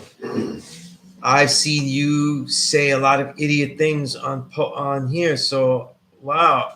Have I identified a troll in here? Because if you were here in the class, though, you get something. You would get something. You'd get a certain gift, you know? Somebody asked me, what is the greatness of Bad Bunny, though? I don't know. I don't know. I know that pop stars get exaggerated in depth. You know, one thing I did hear about him in a video was that they were saying that he says things that are particular to the Puerto Rican slang in Puerto Rico and things like that. And that's really, I find that to be a very irrelevant argument. You know what I'm saying? Because terrible MCs, if we're going to look at it like that, let's use an example. Terrible MCs from all over say things that are unique to the areas that they're from. Right. So you could be really whack, but you're from a place that nobody's from. So you say whack shit that is unique to the area that you're from. That doesn't mean that you're great. You know what I'm saying? It just means that you whack from that area. You know what I'm saying? And I'm not following no musician that calls himself, that has a woman's porno name as a Bad artist. Bunny. I'm not into the to that commercial hip hop, but when I heard Bad Bunny, I'm thinking that's like some type of girl rap or whatever. When I see it's a dude, I said, so this is a gender they trying to play with us. You put a female name on it. His music is. I thought it was a girl when you started. Oh, his music is girly, like for. It is gender bending though. In some ways, yeah. Okay, so this is the game they playing now. Fluid. Use the correct gender word. fluid shit, yeah. Fluid, gender fluid, yeah. Binary, some shit they be going. Yeah. If it's that gender fluid, then we can wash it away. You know what I'm saying? But yeah, but I never seen, you know, I had the same issues with certain scholars that I dealt with because people don't know that my history with reggaeton is a lot of scholars that have written about reggaeton, like actual books and everything, have used me as the counter. Like, what do people say against reggaeton? Well, he says, and they quote me, and you know what I mean? Wow. So I'm the person that you know, and one of the excuses they use is that I'm not from that space. You know what I'm saying? I'm not from that space. In other words, basically, I'm not over there in Puerto Rico and shit like that. You know what I mean? But bad music can be judged anywhere. I don't need to be in this particular place to judge a music that's whack. You know what I'm saying? And because it's so closely aligned with hip hop, though, they be acting like I don't know the damn story. You know what I'm saying? And even when I used to tell to particular scholars, and I used to have this discussion with them, I would tell them, like, listen, that's Peace God. You guys didn't want to do hip hop. Like, you found the idea of sampling and all these things a little bit too difficult and much easier to take simple sampling, much easier to focus on a more party-oriented music, right? Because the cliche of the Caribbean, right, is that it's always all party. So if you just focus on that as the only subject, no one will feel any kind of way about that. So when Puerto Rico was developing actual MC, they were rudimentary by our standards. You know what I'm saying? But they were rapping. You know what I'm saying? They were rapping. And they had beat-wise very rudimentary. Like it was, you know, like we wouldn't. I thought Tango Got the Wrong was No, I'm talking about. I'm going before that. I'm talking. They took dance hall rhythms. Right. I'm going before all that. Did they thing Right. I'm going before that when they actually had hip hop rap beats, sampled beats, like right, 92, 93, right, and a lot of it has to do with DJs. DJs found it easier to move crowds, make money if you played an easier rhythm. Now remember, people forget how hard it is to make a hip hop beat back then. So it's hard to transport hip hop. You know what I'm saying? Sampling a record is very difficult to do back then. It's not like I like that part, let me use that part. It's a She didn't do this shit on the, procedure. it's harder to do it with DATs and splicing and cutting things and all that. It was not easy to do that. Machines only had 8-second samples. It's something to teach. You know what I'm saying? It's something to teach though, and doesn't always travel well. You know what I'm saying? So hip hop's like, we see it as like the gutter of this, but this is the gutter of the first world that could make this. Not necessarily other places that have even less. You know what I'm saying? So it would not be that transferable, right? So when they start to make these rhythms though, they go with a rhythm that is different, but that they could exploit. And a lot of the other Latino countries, particularly Panama in this case, is making their own reggae in a more party way, and that's the dembow shit. That's not the only one that Panama was doing, but that's the beat that they hung on to, right? Which honestly, that music I didn't think it was all that either. You know what I'm saying? It was, yeah. I wasn't like, yeah, this is fucking. You don't party though. It's popping, but that's what I'm saying. If I partied, then I would listen to it there, but I wouldn't go home and listen to it 24/7 either. Yeah. It's not a listening music. Nah, The truth is that hip hop has a dynamic that's different than all the other music. It had both. It had party, but it also had listening music. So you can have albums with both on it. And then we develop to a better peak, though. We have listening music completely. Right. You know what I'm saying? But people are trying to compare these shits. The problem is that when they take that dembow rhythm, they don't alter it at all. They just keep EQing it different. Right? It's equalize it different or by mistake or on purpose. Add a couple little things. Right, fringes to it, shit like that. They didn't even merge, like let's say a salsa rhythm, like a conga rhythm, or that's very rarely done onto it. Whereas, like if you listen to bachata, it become more pop. It became more pop because they started to add a lot of other rhythms. Like if you ever hear people talk about Romeo Santos and shit like that, that is not like the peaks of bachata, though. You know what I'm saying? Right? He's like the biggest star, but like the way he sings it and everything isn't even the way they would sing it though, you know? Because he has a falsetto, but like that, like you got hit in the nuts falsetto, that kind of falsetto. That's not how bachata singers are even singing. You know what I'm saying? So it's totally different. But I digress. When they did that, they focused on the party version, so that reggae dembow version started to dilute until they only used the one rhythm. And then they could sell that one rhythm because it's like, oh, this is ours, and you guys don't do that. You guys do salsa, you guys do this, you guys do that. You know what I mean? And it's only a reggaeton song. This is an argument that they never have a contradiction to. I always tell them it's not a reggaeton song if you rapped about something that wasn't about party and hoes. Yeah, it's not reggaeton. So when people tell me Tego, right? When Tego rhymes about something else, it's not a reggaeton song. It's a rap song. Yeah, they go to make all reggaeton. Right. But to do those other songs though, they don't have dembow rhythms and they have a regular beat. You know what I'm saying? And then Puerto Ricans, they'll get mad at me, especially on the island. You gotta tell them that no matter how good Tego is though, if he's your best though, he's the average over here. Over here, he's and average. I'm trying to look. He was on a primo beat and he was stumbling all over the place. Tego Calderon? Yeah. Oh, I gotta hear that. Was it in English or was it in Spanish? No, Spanish. But I mean, he couldn't. Yeah, he couldn't keep that. I mean, I wouldn't. But I'll tell you this though, that doesn't mean that I don't think Tego is dope though, because that's not like if they were making, like he's never rapped on that, so it's not fair. It's like, exactly. Give him I the thought best, Tego was dope. because that was one of if you ever hear it, Nah, Primo gave him some heavy shit, Really? and it was really dope. So it was like he gave him a little. It was too heavy-handed for him. Like he wasn't ready. You But, know, he's not actually. There's a from lot of that songs. There's a lot of songs that Dego's really rhyming well. area. Yeah, that's right. He killed the lean back remix. I don't know. I don't tell him that shit. That's a little. Lean back is too commercial for me. No, it's wild commercial, but when I heard him on it, I said, "Oh yeah, actually." It makes my eye twitch. Like music back. Yeah, I'm not supposed to mention this. Or I thought he was about to like. Yo, turn the channel. when that came out though, by the end of the year 2004, I maybe have heard that song On my own, like twice. On your own without the radio. Right, twice, Wow. yeah. Yeah. Young teenage me, that was my shit. You know what I mean? But it was I party wasn't. vibes. I though, wasn't you know a what I mean? teenager for me. Like I wasn't a teenager. 2004, I'm fighting magazines to write about good music. So Barely 2004, began everybody's- high school. 2004, everybody's leaning back though. I'm fighting magazines to try to write about MF Doom. Remember, And they 2004 fronted, and they fronted. 2004 is MF Doom's greatest year. Facts. That's Mad Villainy and MM Food. Mm.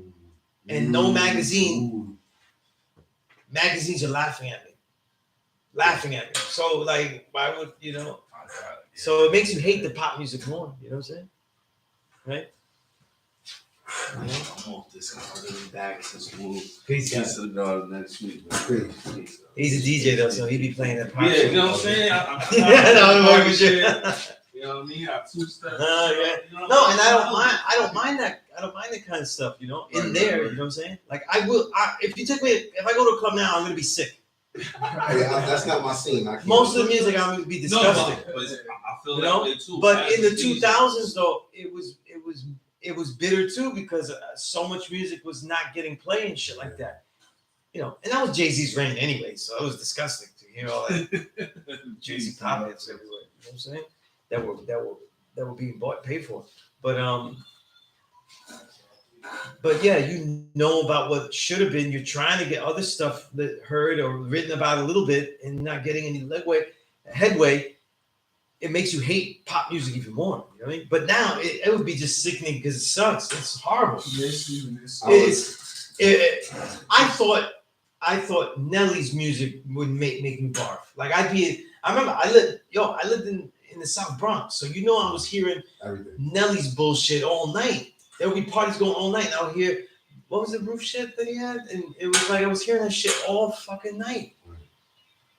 Yeah, it's getting high. That shit. I couldn't even. That shit would make me barf. Yeah. My man went live. He had a party this weekend for his birthday. He went live in the club. And I said, yo, it's a good thing I stayed in the house because, number one, in those environments, I have to be comfortable with what I want to hear. I just can't go to a club to go to a club because I'm not a club dude anyway. And then if everything in there is nothing I want to hear, I feel need for me to be there. Yeah, you know, like I know what I'm gonna get if I go in there, so I'm gonna be crying. You know what I mean? Like, where's the Wu-Tang? Like, I'm not gonna be like that. You know what I'm saying? But on another level, though, that's the club is not the only place music exists. That's like one place, Right. And it's not. It's one place you're not supposed to be at all the time. Exactly. You know what I'm saying? But I have to hear stuff for one place, though. It's like if they made music for the bathroom, and I have to hear bathroom music everywhere. You know what I'm saying? Yeah. Right?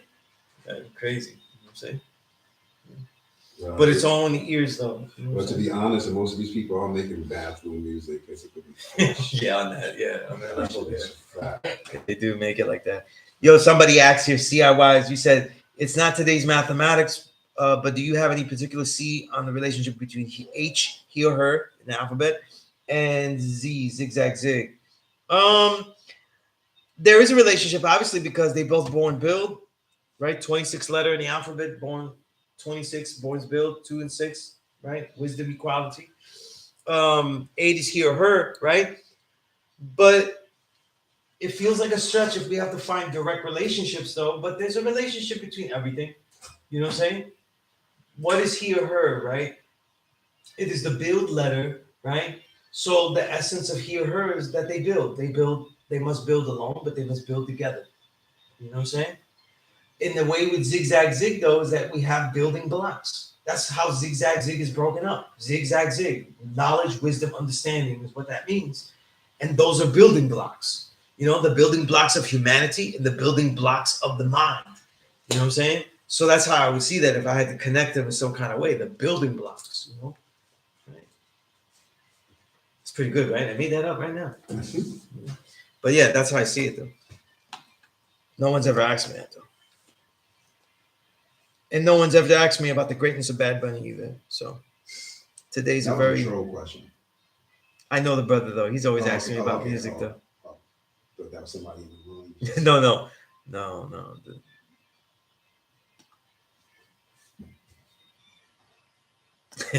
Charles, they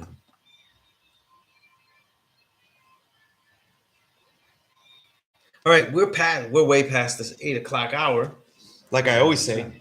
But if there's any questions on here, I will answer them. If you guys have any questions, you're a little late, so it's fine. If you have any questions, let me know. You know what I'm saying?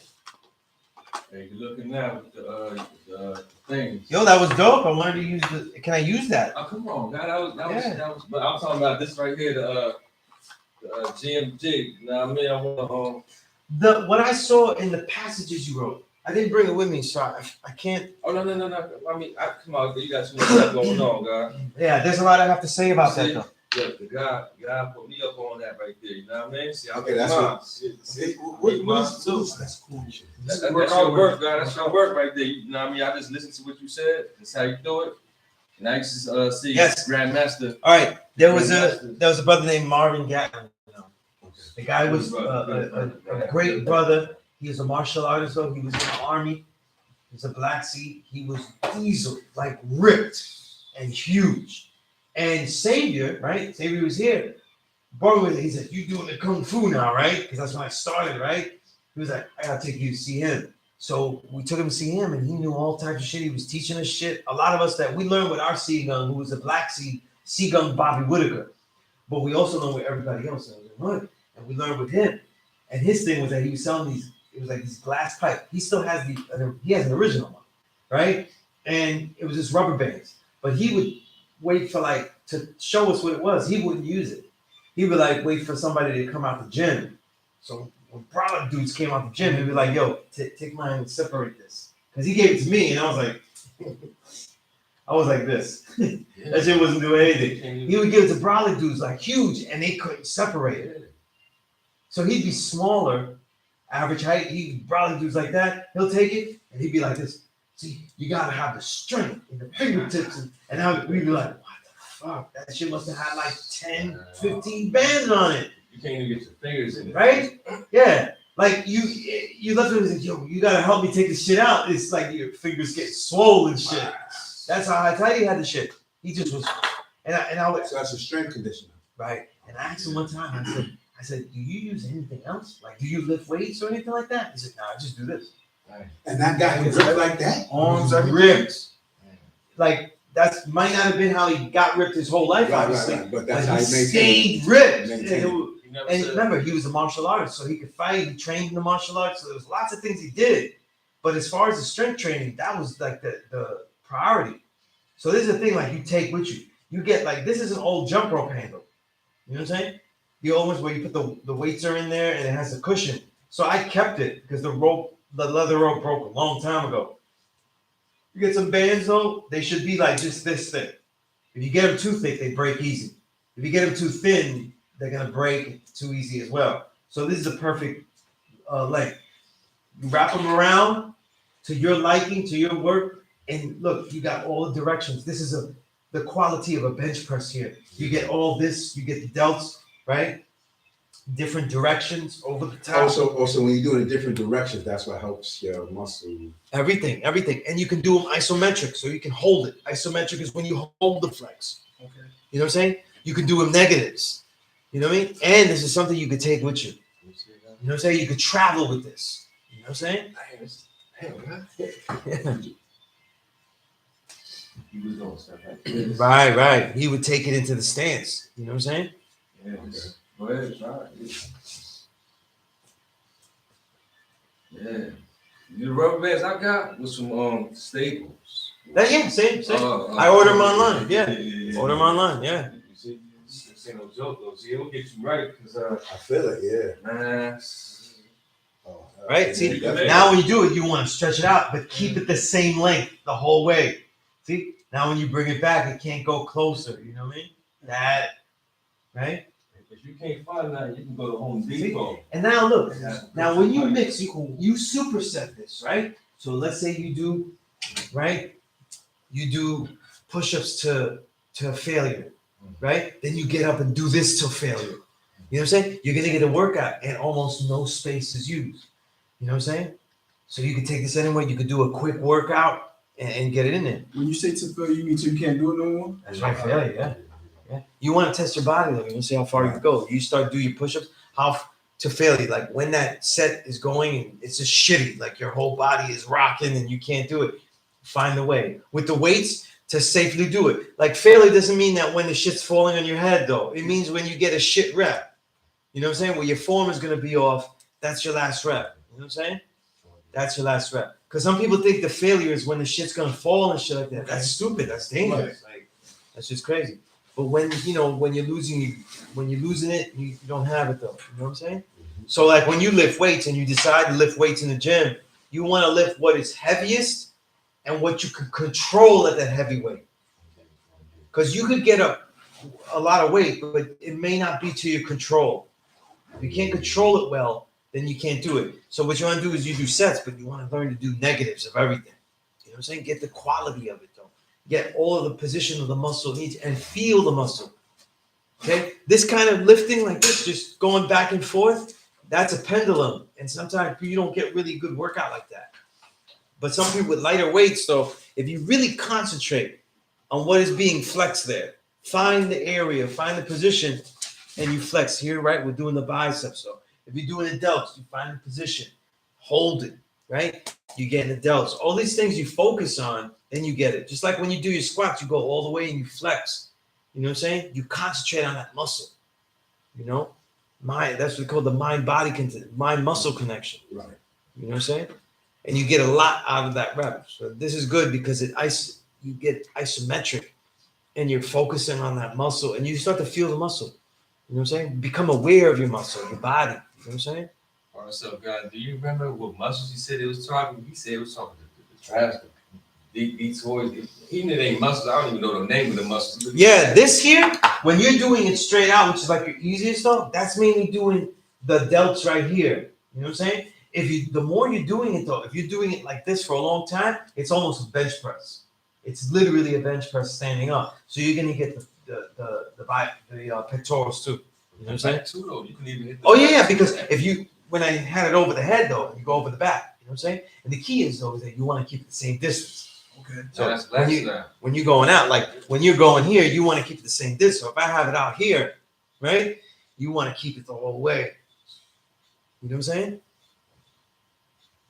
Because when that motherfucker comes, boy, you know. And the key was that all of the positions he used were the punching positions. You know what I'm saying? So he would do the biceps, he would do that, he would do these for the wrist, for the forearms, you know what I'm saying, and the wrist as well. At Lot home of gym, stuff. At home gym. Right, a lot of that's stuff like a this full was doing. body. You You know get what a I'm whole saying? full body. Yeah. So this stuff, when I'm working out in the morning, this is what I superset. So I'll do push-ups like the most I can do, and like the most push-ups I can do in a row is like about 250. Straight. Man, I was getting to that flow too, man. I just fell off. I gotta get back on. Straight. That's me. So 250. Then I'll go off though, and I'll do that though, because when I get to 250, that shit is all like you know, I'm like the whole body. Then I get to that, and I go as long as I can though. You know what I'm saying? As many reps as I can.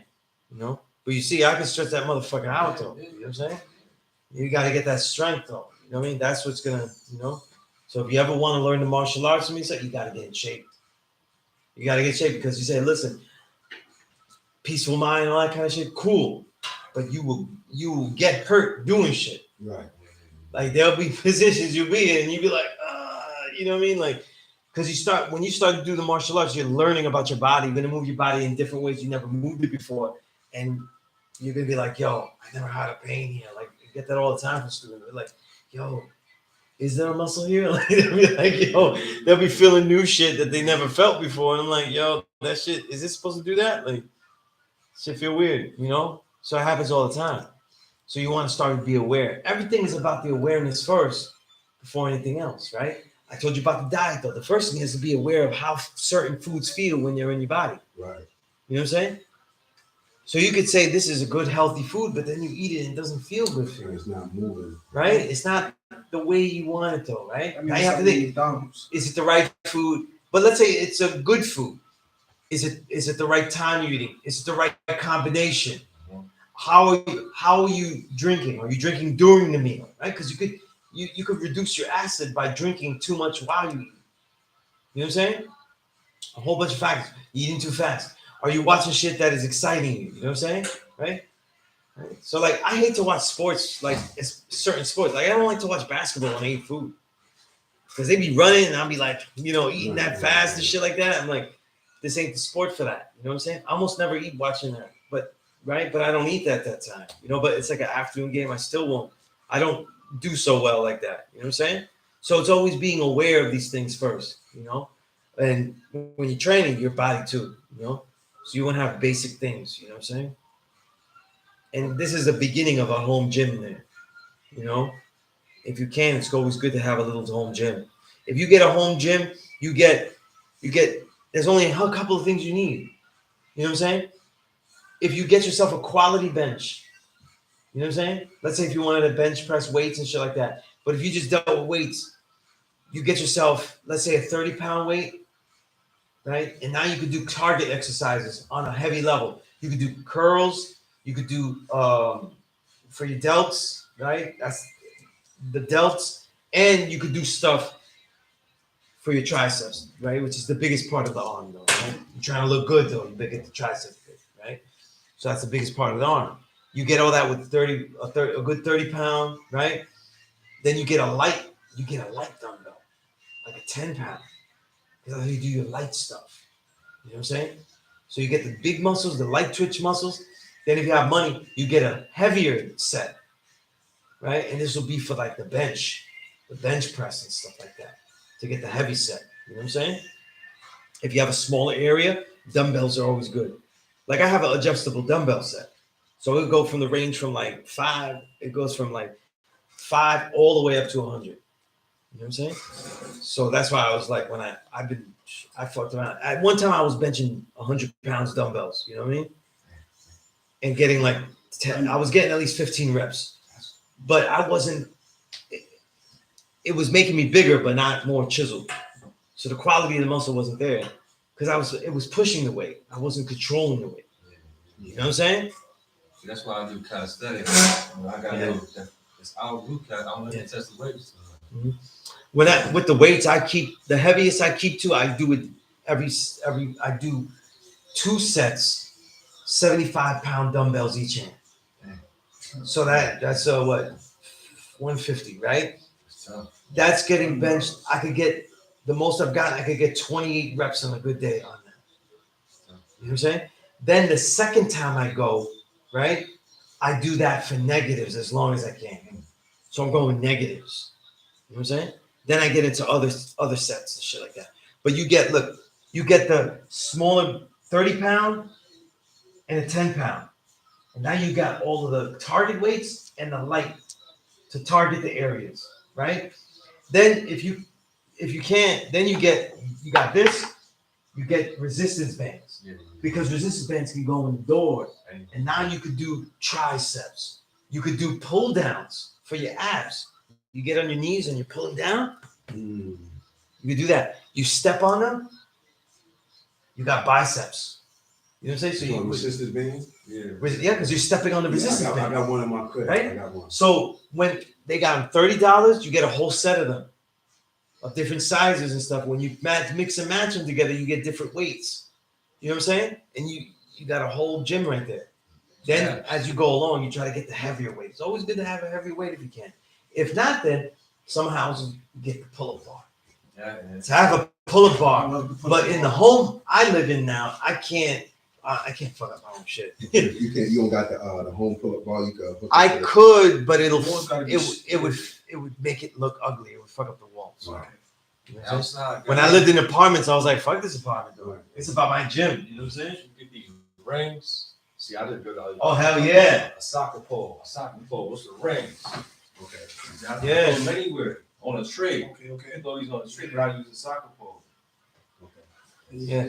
So there's a lot of things that you could do. You know what I'm saying? There's a lot of things you could do. You know, the development of the mind also entails the development of the body. You know what I'm saying? And the stronger your body is, the faster and more sharper your mind will think. You know what I'm saying? People don't associate that because when they do work out, they don't get enough sleep or improper sleep. So they're like, oh, I'm getting more strong, but I'm tired, so I can't really read. if you're like, for example, reading is always compromised when you're sleeping. You can never read when you're tired. Nah. That's why it's the best gauge of whether I need more sleep. I'm reading all the time. So like if my reading sucks, I'm like, I gotta get more sleep. You know what I'm saying? So there's no way. Like I don't get mad about myself. I'm just like, listen, sleep is important. I'm skipping sleep. Like to do the album and stuff, I was like not sleeping as much. I was working on it. I was working on other books. I'm working on all these things. So I was like, yo, I don't need the post-workout nap. I'll just skip it and shit like that. Keep moving. But it was tagging along because when I would read, I'd be falling asleep immediately. You know what I'm saying? So then I would know, you know? It's like this week I got pretty good rest. Shit is already done. So I was reading a lot. You know what I'm saying? So all these things develop this kind of gym. Because as you get older, all that shit about the body withering away and shit like that, that's not going to happen as long as you use it. As long as you use it. The more you use it, use this shit. Don't be afraid. Use the mind, use the body, test it all the time. You know, when I first got knowledge, I would do all type of tests. You know what I'm saying? I'll be like, I used to do experiments. Like I would say, listen, I'm gonna read for a whole day and break night, not sleep, and read through the whole day and night, 24 hours. This is the crazy shit I would think. Then I had other, and I did it. I had the headache that I had the next day was huge, but I was like, I could do it though. You know what I'm saying? Like it means that whenever I wanted to read, I could read. You know what I'm saying? Of course, I didn't do that again, but I would do shit like, how many pages can I write in a row? Like before my hand will just give out. So I write in my journal though, and I write it. I made it to like 40, 50 pages of shit, and the shit would just like, you know what I'm saying? Like the whole shit would just be like done. You know what I'm saying? The shit is like destroyed. You know? But I would test myself with all those things. Same thing with the training. You know what I'm saying? The way me and the gods learned, we was up at Mount Morris. And Mount Morris Park, when you go up Marcus Garvey and go up Mount Morris, that was where the first parliaments were. That's where we learned how to do Kung Fu. And we would go up there and we'd be training for like 7 hours, 12 to 7 at night. 12 to 7 at night. Every Saturday we would be there, 12 to 7 at night. And we would try everything. If we saw it in a movie, we try it though. This guy did some jump off of a rock. We'd be like, yeah, let's try that shit. We would do all types of shit. I would have all types of weird ass injuries doing movie shit. You know what I'm saying? But it was adapting our creativity. We were trying shit. You know what I mean? We were getting creative. We were finding our flow. But you could do this in a more smarter way. That's why we're doing that shit. You know what I mean? But do it with all these things, you know? See how strong you are. See the abilities that you have. You know, you got to test all this stuff out. All that shit about age, though, forget about all that shit. Right. Forget about all that shit. What you need to think about is every time you do something right and exact for yourself, you actually de-age yourself every single time. So every time you go out there, look, instead of this alcohol here, I'm gonna drink this kombucha. Instead of this, I'm gonna drink this tea. You know what? I'm drinking this tea. I'm gonna get rid of the sugar. No tea and sugar. Now I made this tea perfect. This is gonna add years to me. I did this workout. This thing just made me stronger, more powerful. Everything. You know what I'm saying? Oh man, I got my proper sleep. I expect myself to be great today. You know what I'm saying? Right. These are the things. Always do something good for yourself. So every time you do something that's bad for yourself, don't wallow in that. Embrace that. I did this. Now you know what? I'm gonna do something else. You know what I'm saying? Because pretty soon you won't be just compensating. Eventually you'll be like, you know what? I don't even want to do that now. I don't even want to do that. You know what I'm saying? And you'll see the benefits and shit like that. You know what I'm saying? You know? Look, I live in a household where all family, they eat all types of shit. You know what I'm saying? And they'll even buy treats that look good, like vegan treats and all that kind of shit. I don't eat none of that shit. I don't eat none of it though. Because I know what I could do already. I want to do that. You know what I'm saying? I want to do all the fucking jumping, kicking, everything that I was doing. I want to write. I want to do all this shit. I want to have energy like crazy. Like I told you, I wake up at 4:30 though. I'm never tired. I'm hyped. I'm like, yo, I'm gonna do this. And I have it focused to such a short time. You know what I'm saying? It's 1 hour, like the craziest hour. You know what I'm saying? Of strength training in martial arts. and it's all in 1 hour.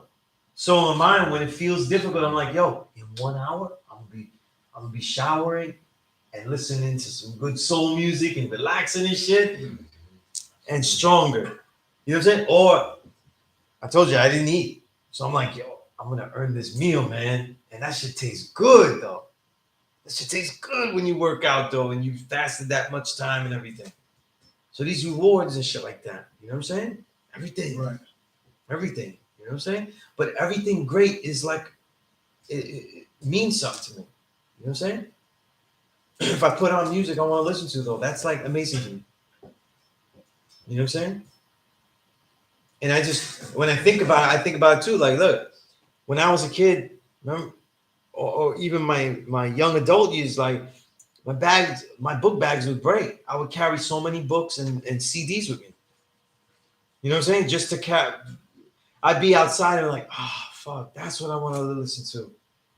And I left the shit at home. You'd have like 50 records, right? 50 albums and shit. You're like, how I left. I remember one time I was like, yo, how I left Supreme Clientele at home, man. What's the matter with me? Now nothing else is good. There's nothing else to, right? Supreme Clientele. I was like, ooh, how I left that home. But now it's all in it. I got everything. You know what I'm saying? So I enjoy all of this. I use all this. Every book, all my books, I travel with them in the phone. Use that. Use that. Use the benefits of all this stuff. If you have more benefits, take it to a different level. You know what I'm saying? Just like the whole world don't have knowledge of self. Most of the world, though, is in slavery. Like, I don't mean like slavery mentally. That's us. Yeah. Most of the world is in physical slavery. You know what I'm saying? Most of this shit we're wearing here, all of this polo and shit, a lot of fucking people slaved over to make this shit. These Nikes we're wearing and shit, they was made in Indonesia and shit like that. You know what I'm saying? Getting 2 cents off the shit that we're wearing.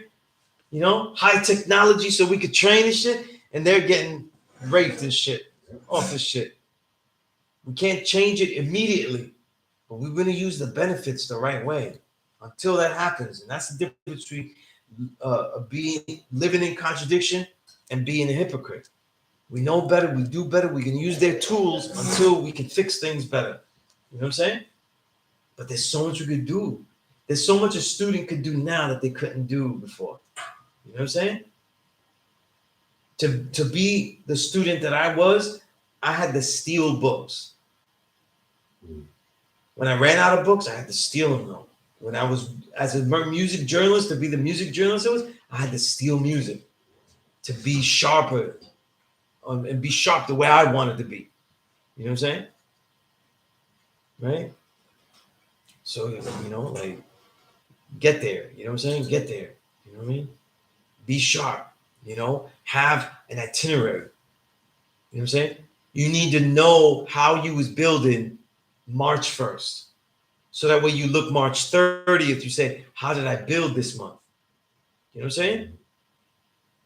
Because I could do that. I could tell you how many pages I've read March 1st. Whether it was 0 or whether it was 10 or it was, you know what I mean? I could tell you if I trained that day. You know what I'm saying? And shit, I probably almost could tell you what I ate. You know? And you definitely should know what you ate this week, like every fucking day. That's how sharp you gotta be. You gotta know what you ate Monday, Tuesday. Because like I said, like we follow sports and shit, we'll know what Curry was shooting early in the month. How many triple doubles and all Right? But we don't know our own stats. Like, you don't know your own stats. You know? It's like everything. You know what I'm saying? Not just with the frivolous, right? I know what I was wearing every day. You know what I mean? I keep that sharp. Like I swear to God. I keep I know when I will know when I mix match different colors, all of that. You know what I'm saying? So I make sure I know everything else. You know what I'm saying? Everything else, you know? All of that shit. Because you know what though? They know what you're doing. Right? If they want it, they don't need to use it against you, but they know what you're doing though. You know what you're looking at. They know what algorithms are. There's a reason that Facebook is always showing me Ralph Lauren. Yeah. You know what I'm saying? Because you don't got the VPN blocker. Right. And every time you go Yeah. search for something, they think that's what you're into. So they can Right. show you 1,000 at a time. They know. think you Yeah, like. they know. Yeah. Each one of us got a file on this. Yeah. On Facebook. You know what I'm saying? But we building here. You know what I'm saying? And if they don't have a file on me, they're not doing their job. Well, that's a fact. I know they got a file on me. I know that's a fact. They gotta do their job. They gotta do their job. Because the You shit know what I'm I post, I be, you know, All right, that's a good question here. Malik, you asked, how did all the prophets agree if they didn't live at the same time? Or is it a metaphor? No. In that particular prophets, though, it's over. It's at a moment, though. You know what I'm saying? That's at the moment, though. So it's not like over time. Okay?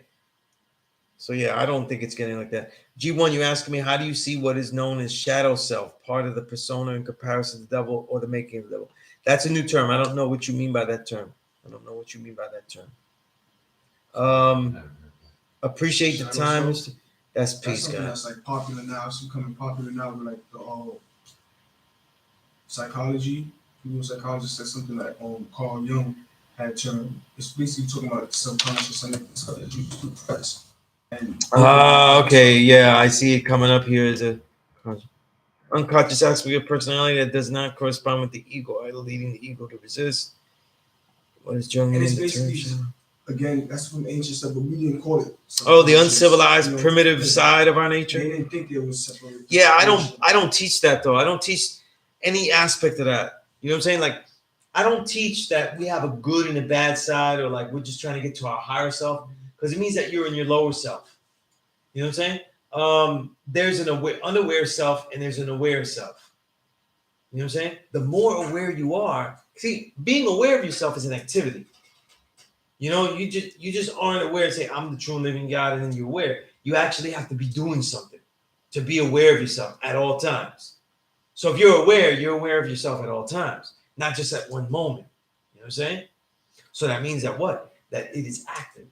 So the only difference between you and what you were before is just the activity of it, the activity of your awareness. You're consciously in it.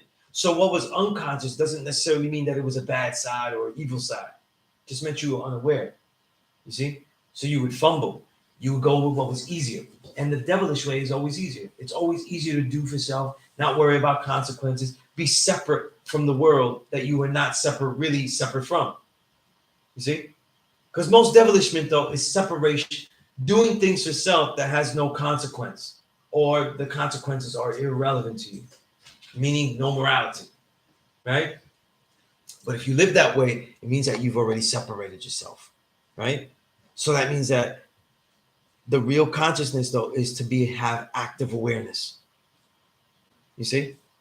So once you become aware of yourself, have a knowledge of self, it eventually starts to what? Wisdom. And you eventually start to hit your unique understanding, right? And when that unique understanding hits for each of you, you start living out a culture. The culture starts to interact with each other, and now we have a culture that is vibrant and powerful, right? And self-fulfilling. You see? But that shadow shit, I'll never teach that, like, because as a teaching tool, it doesn't work. First of all, besides its lack of logic, which I explained, but students always use that excuse when they fall. Like, that's my lower self. Like you're saying, that's you. You know, like the whole concept of saying, like, I'm an alcoholic. That's you. You're saying that that's you. See? I don't bear witness to that. You manifest Everything negative that I do, I disrespect it so much that I don't see it as part of me. I don't see it as what I am. I see it as something that I did. I don't see it as me. You see? Because the things that you thought you did righteously or well-meaning could also be incorrect as well. What if you did the incorrect thing and had the right exact result? You attach yourself as your way, then now what is that? Higher self, lower self? What chamber is that? See? It's all about, that's why a student is one who's willing to be wrong about anything at any moment. Because even the stuff that leads to right results may not be based on something done right. You know what I'm saying? You may have stumbled into something good. You know what I'm saying? It's like you were playing a game, though. You just threw the shit up. Are you gonna keep shooting with that form? Right? Now you gotta get yourself some form, right? You got lucky there. You know what I'm saying? You did some sloppy shit and it came out good, but that's not gonna be consistent. You know, so I never bear with that. When you do something that you know is not right and exact, if we're going to that level, embrace it, meaning that don't say this is me, but be like, okay, I did something wrong, or I'm in the middle of doing something wrong. I don't want to forget it though, but I want to see exactly what I'm doing because I have to make sure that that doesn't happen that way. And what can I do so I'm not in that position? People often dismiss what they do wrong. It's like, oh, that was my lower self. So today it's higher. That's an emotion meter. That's not real. That's an emotion meter. You know, today your higher self. Like you walk into Parliament, higher self. Now you're back in the corner. Ah, my lower self. That means that you're just a slave to the environment you share. You know what I'm saying? Other people's energies. We go to a parliament, right? All the gods is building them. Yo, you get hyped. You gotta come to a parliament. You see all the gods building that energy. You have to see it too, because be around a place where there's more than 10 gods. You know what I'm saying? More than 20 gods. More than many earths. Like to see that energy though, Right. It's uplifting. I've been told for years, like, you should come to the parliament. You go to the parliament. I'm like, I didn't know what they talk about. So many people said I need to do that. Right. And that's the energy though. You know what I'm saying? Right. I guess that's what it was. They said you need to be around people Right. that think like you. But at the same time though, right? That's not where your higher self exists. And it justifies the lower self existing when you go back into a dreary place. Right. You know what I'm saying? So you have to be able to say, listen, I am this great here. I have to be this great here. You know what I'm saying? That's why I don't like that term or anything like that, or even using that, because it's very exclusionary. So when they do say that, that's like a form of them with separation and limitation and religious. You gotta understand that a lot of throughout history, right? Throughout sociological history, societies, devil and original, have always tried to make distinctions of the worth of humanity as a whole. Like, is humanity inherently good? Is it inherently bad? You know what I'm saying? So like, there are certain philosophers, like Chinese philosophy has a lot of argument about this. Some of them feel that humanity is weak and that's why you need laws and order and things like that, punishments. Whereas others though feel, you know what, they are inherently good though. So we just be a good model to them. Like Confucius and a lot of Neo-Confucianism, meaning after Confucius, but influenced by him, they felt that if people just had the right model, then they would be that way, right? So in other words, if the leaders were righteous, then the people would be righteous. You know what I'm saying? That has some merit, you know what I'm saying? But it is not complete, right? So it's a twofold thing, because we know, like, we can't just say if the leaders are righteous, then the people will automatically be righteous. We know that may not happen either. So these arguments happen.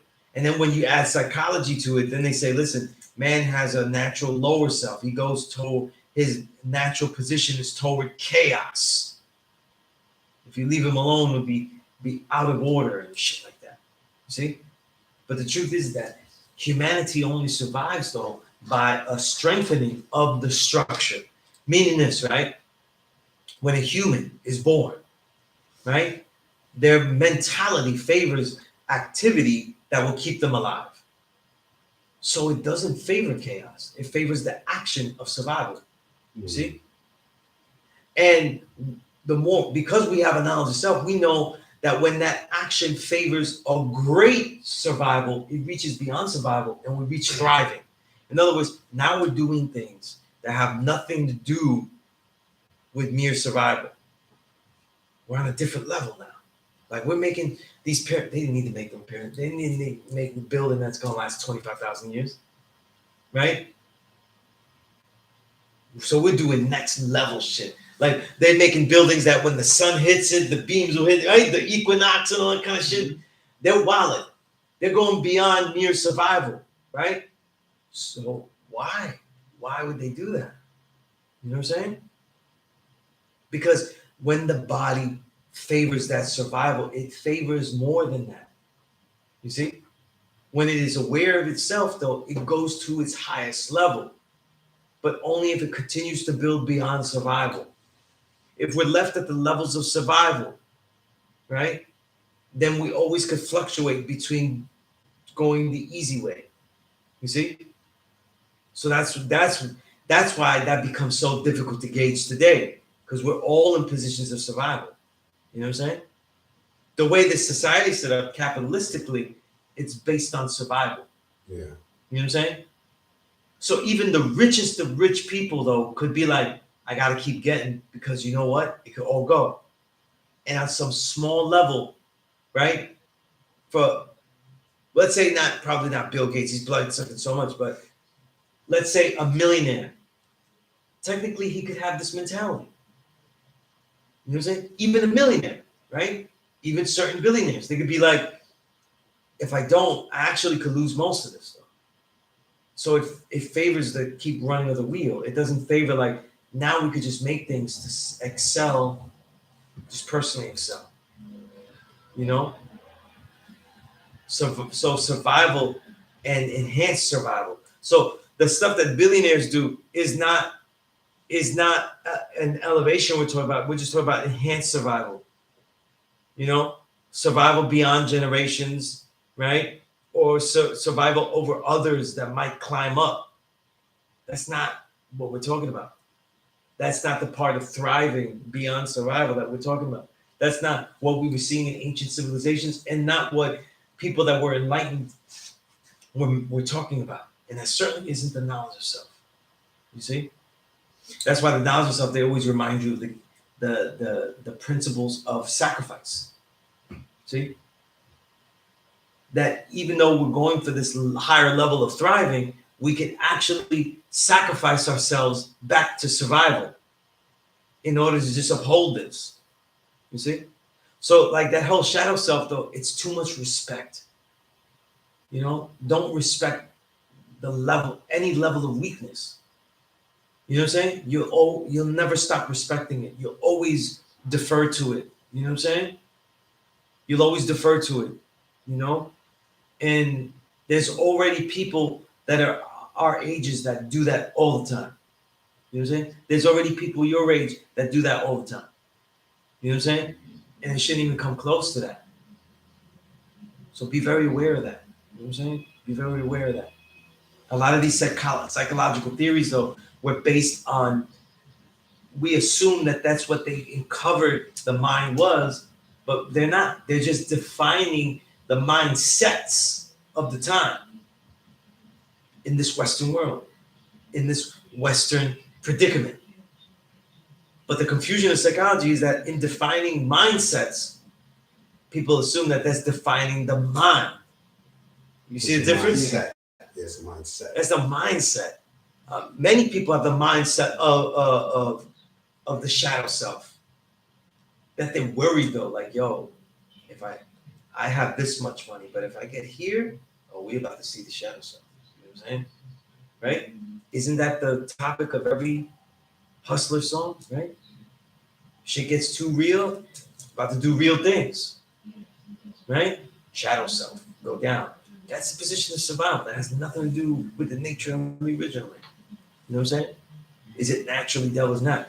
Remember I said in the degree, today's degree, we talked about it. The separation of the original man is not the destruction just of the black germ. It's the actual separation itself that allows that to happen. You see? So when you separate who you actually are, right, to what ought to be as two different things, then you're going to be there. And this society is built to try to do that very well, right? Remember, it was Yakub's societal structure he set up that caused all this breeding to continue to take place. Just like this society keeps you separated from that.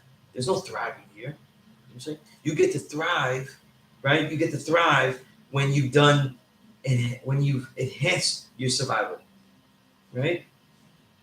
And the truth is, the people that have the highest enhanced survival, the billionaires, they did it the most devilish ways. There's no way to accumulate that much capital. You know what I'm saying? Can't do it without doing something. You know, Jay just made an extra. They said he 2.1 now. Imagine. Just as road through hip hop was not righteous. So why would anything else be? Mm-hmm. You know what I mean? A lot of these guys have money through hedge funds, funding into things that they don't want to know what they were funding. Right? That's what a hedge fund is. You know, You investing in something you Yeah. don't know. that's what hedge funds are, blind money.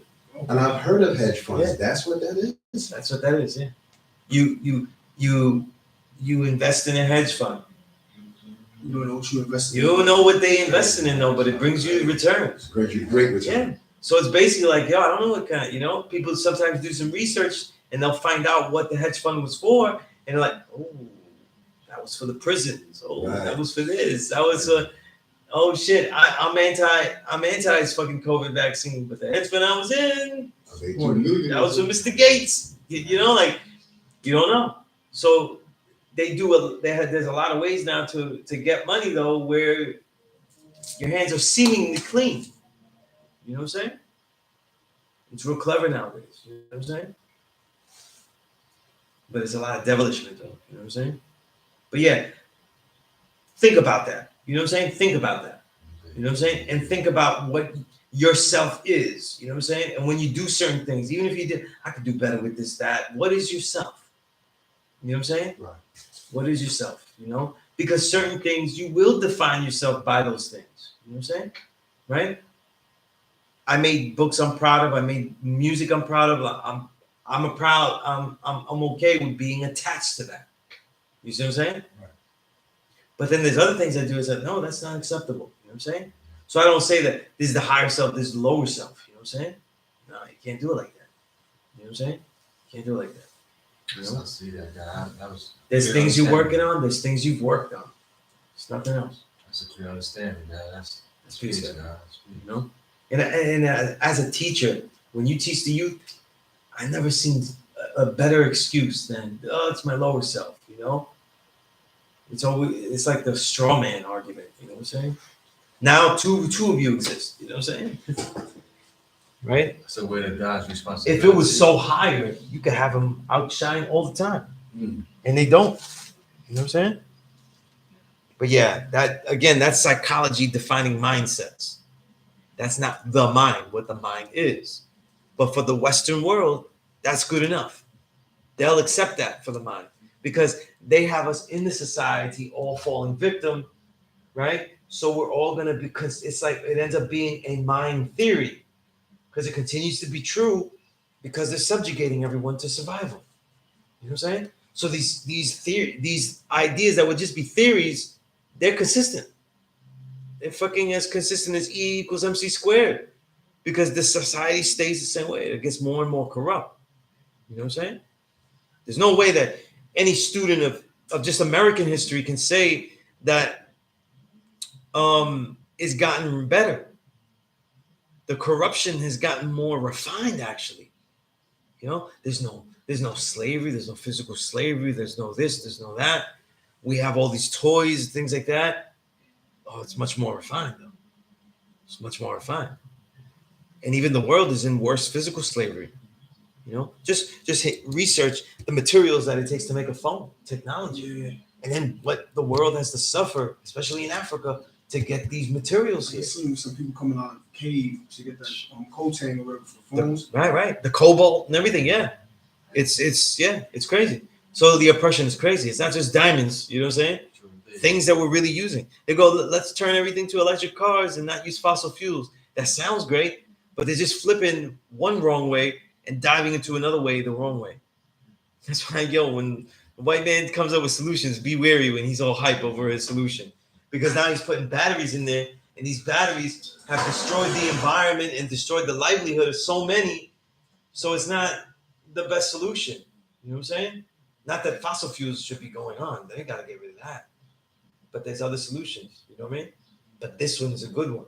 It's funny that their solutions always happen to have a lot of good blood sucking. You know? It's just the way the society has worked. You know? That's the mindset that they infuse this with. You know? That's what Musa taught them. How can you have society getting greater while still blood sucking. How do you blood suck without destroying, right? Without destroying the host? That's the genius. How do you without destroying the host? We want to blood suck the black man. We don't want to destroy the black man. How do Because we we do gotta that? use it. Because we gotta use it. Right? We can't destroy. We can't destroy him. You know what I'm saying? That's why the smarter, the ones that know aren't trying to destroy the black man, just trying to subjugate him in the perfect level. Great example.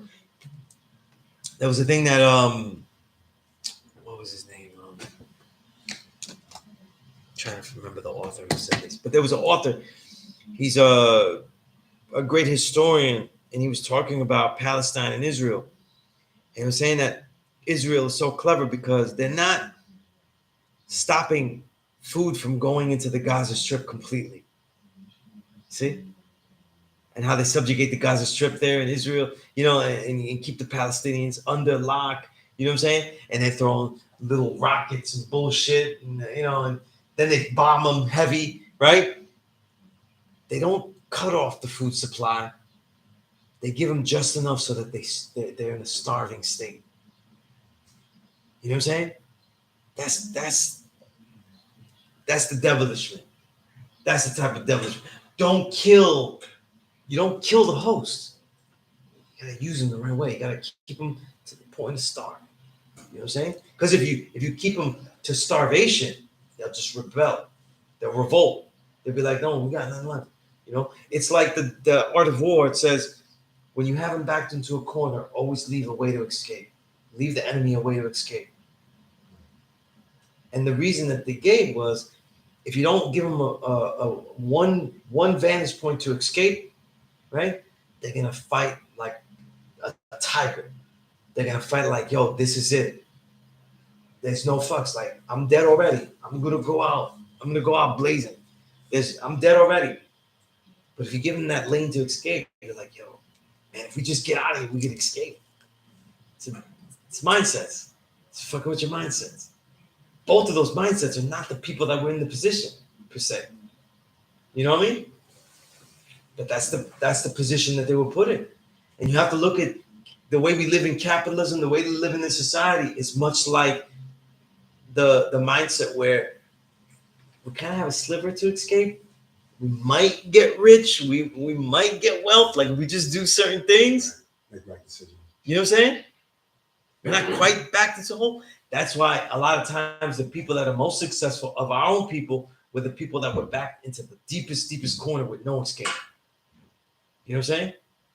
And they fought with ruthlessness. You know what I'm saying? Whatever they did, I'm not saying good or bad. Whatever they did, ruthlessness. They were at a point often where they had no way to escape or no hope of escape. And they just said, yo, I'm just laying all my chips down. Just, you know, go whatever. You know what I mean? Or when they put the mindset that way. You know what I'm saying? They put the mindset that way. You think that, like,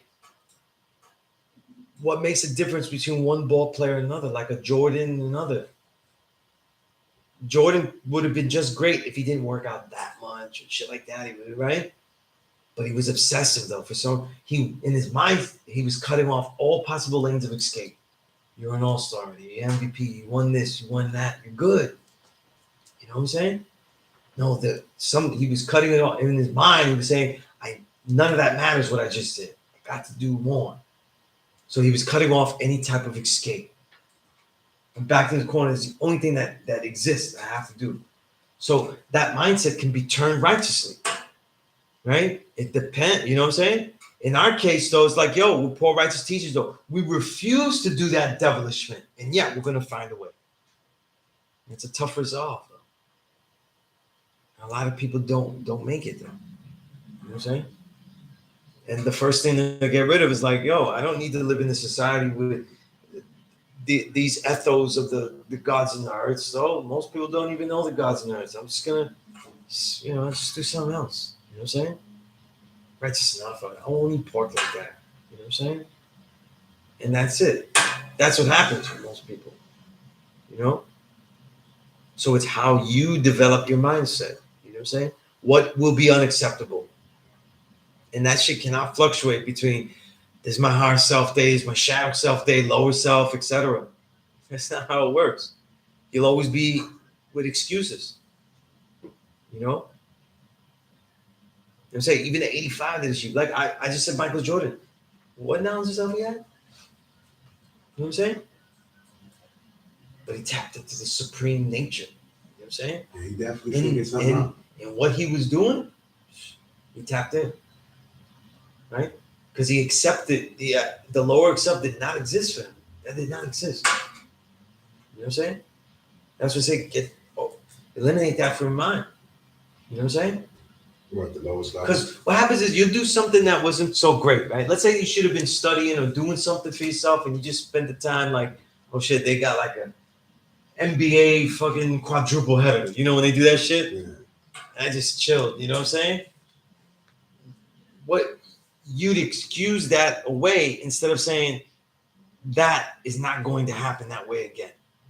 And if it does, I'm going to earn that time watching the games and relaxing by doing much more and expecting much more when I get to a point like that. You know what I'm saying? Like I'm going to earn that play. You know what I mean? That's how, you know. It's whatever motivates you there. You know what I'm saying? Right? My whole life, though, with knowledge I've had, almost all the years I've had my children, right? So I've always worked in such a way where like, yo, I have to do so much so that way I don't have the urge to say I have to catch up while I'm with them. You know what I'm saying? So when I'm not with them, I'm working my ass off. You know what I'm saying? Going as hard as I can though. So that way I don't feel like, oh man, I gotta catch up a little bit off point. You know what I'm saying? They don't get that from me. You know what I'm saying? They don't get that. And they'll never hear something like, yo, if it wasn't for you kids, I could have been, you know what I'm saying? Like, I could have been really dope with this shit. I had to take care of you. You know what I'm saying? Nah, I hear parents say shit like that all the time. You know what I'm saying? Basically saying, if you weren't born, I'd be dope. But you had the choice, though. You know what I'm saying? Like, yeah. You know? So whatever motivates you out of that. But that doesn't happen by just ignoring what you did and say, oh, that was my lower self. You know what I'm saying? Because then now you're basically admitting or saying to yourself, you have no control of when that's going to happen. It's Dr. Jekyll and Mr. Hyde. You know what I'm saying? You know, who knows? I could fall into my lower self. No, you got to study that. Why you did it. Think about yourself. That's what knowledge of self is, that you probe your mind to see, like, why did I do that? Remember I said you go back mathematically and go through the order of mathematics. What you did, good and bad, successful and unacceptable, to understand how supreme mathematics works. That's what I mean. Because we're not going to say some lower self shit or higher self shit. You know? And you'll see the dividends, you know, as you go along. Absolutely, Kasim, absolutely. Absolutely, G1, right? It's not a cop-out. Right. You know, but as a teaching tool, though, it often gets used like that. I can't tell you how many times I heard people tell me that shit, you know, and basically excusing some bullshit that they did, or just non-doing. Nothing, you know, nothing like bad. They didn't like hurt anybody or nothing like that. But like, yo, you completely didn't do jack shit, and that's your reason. It doesn't make any sense. It doesn't make any sense, that self. Because even the lower self would be active to try to keep the lower self being low. Because if that's your savage self, the savage does a lot of shit to enable his savagery, right? And to promote it, you know? But I said enough about that.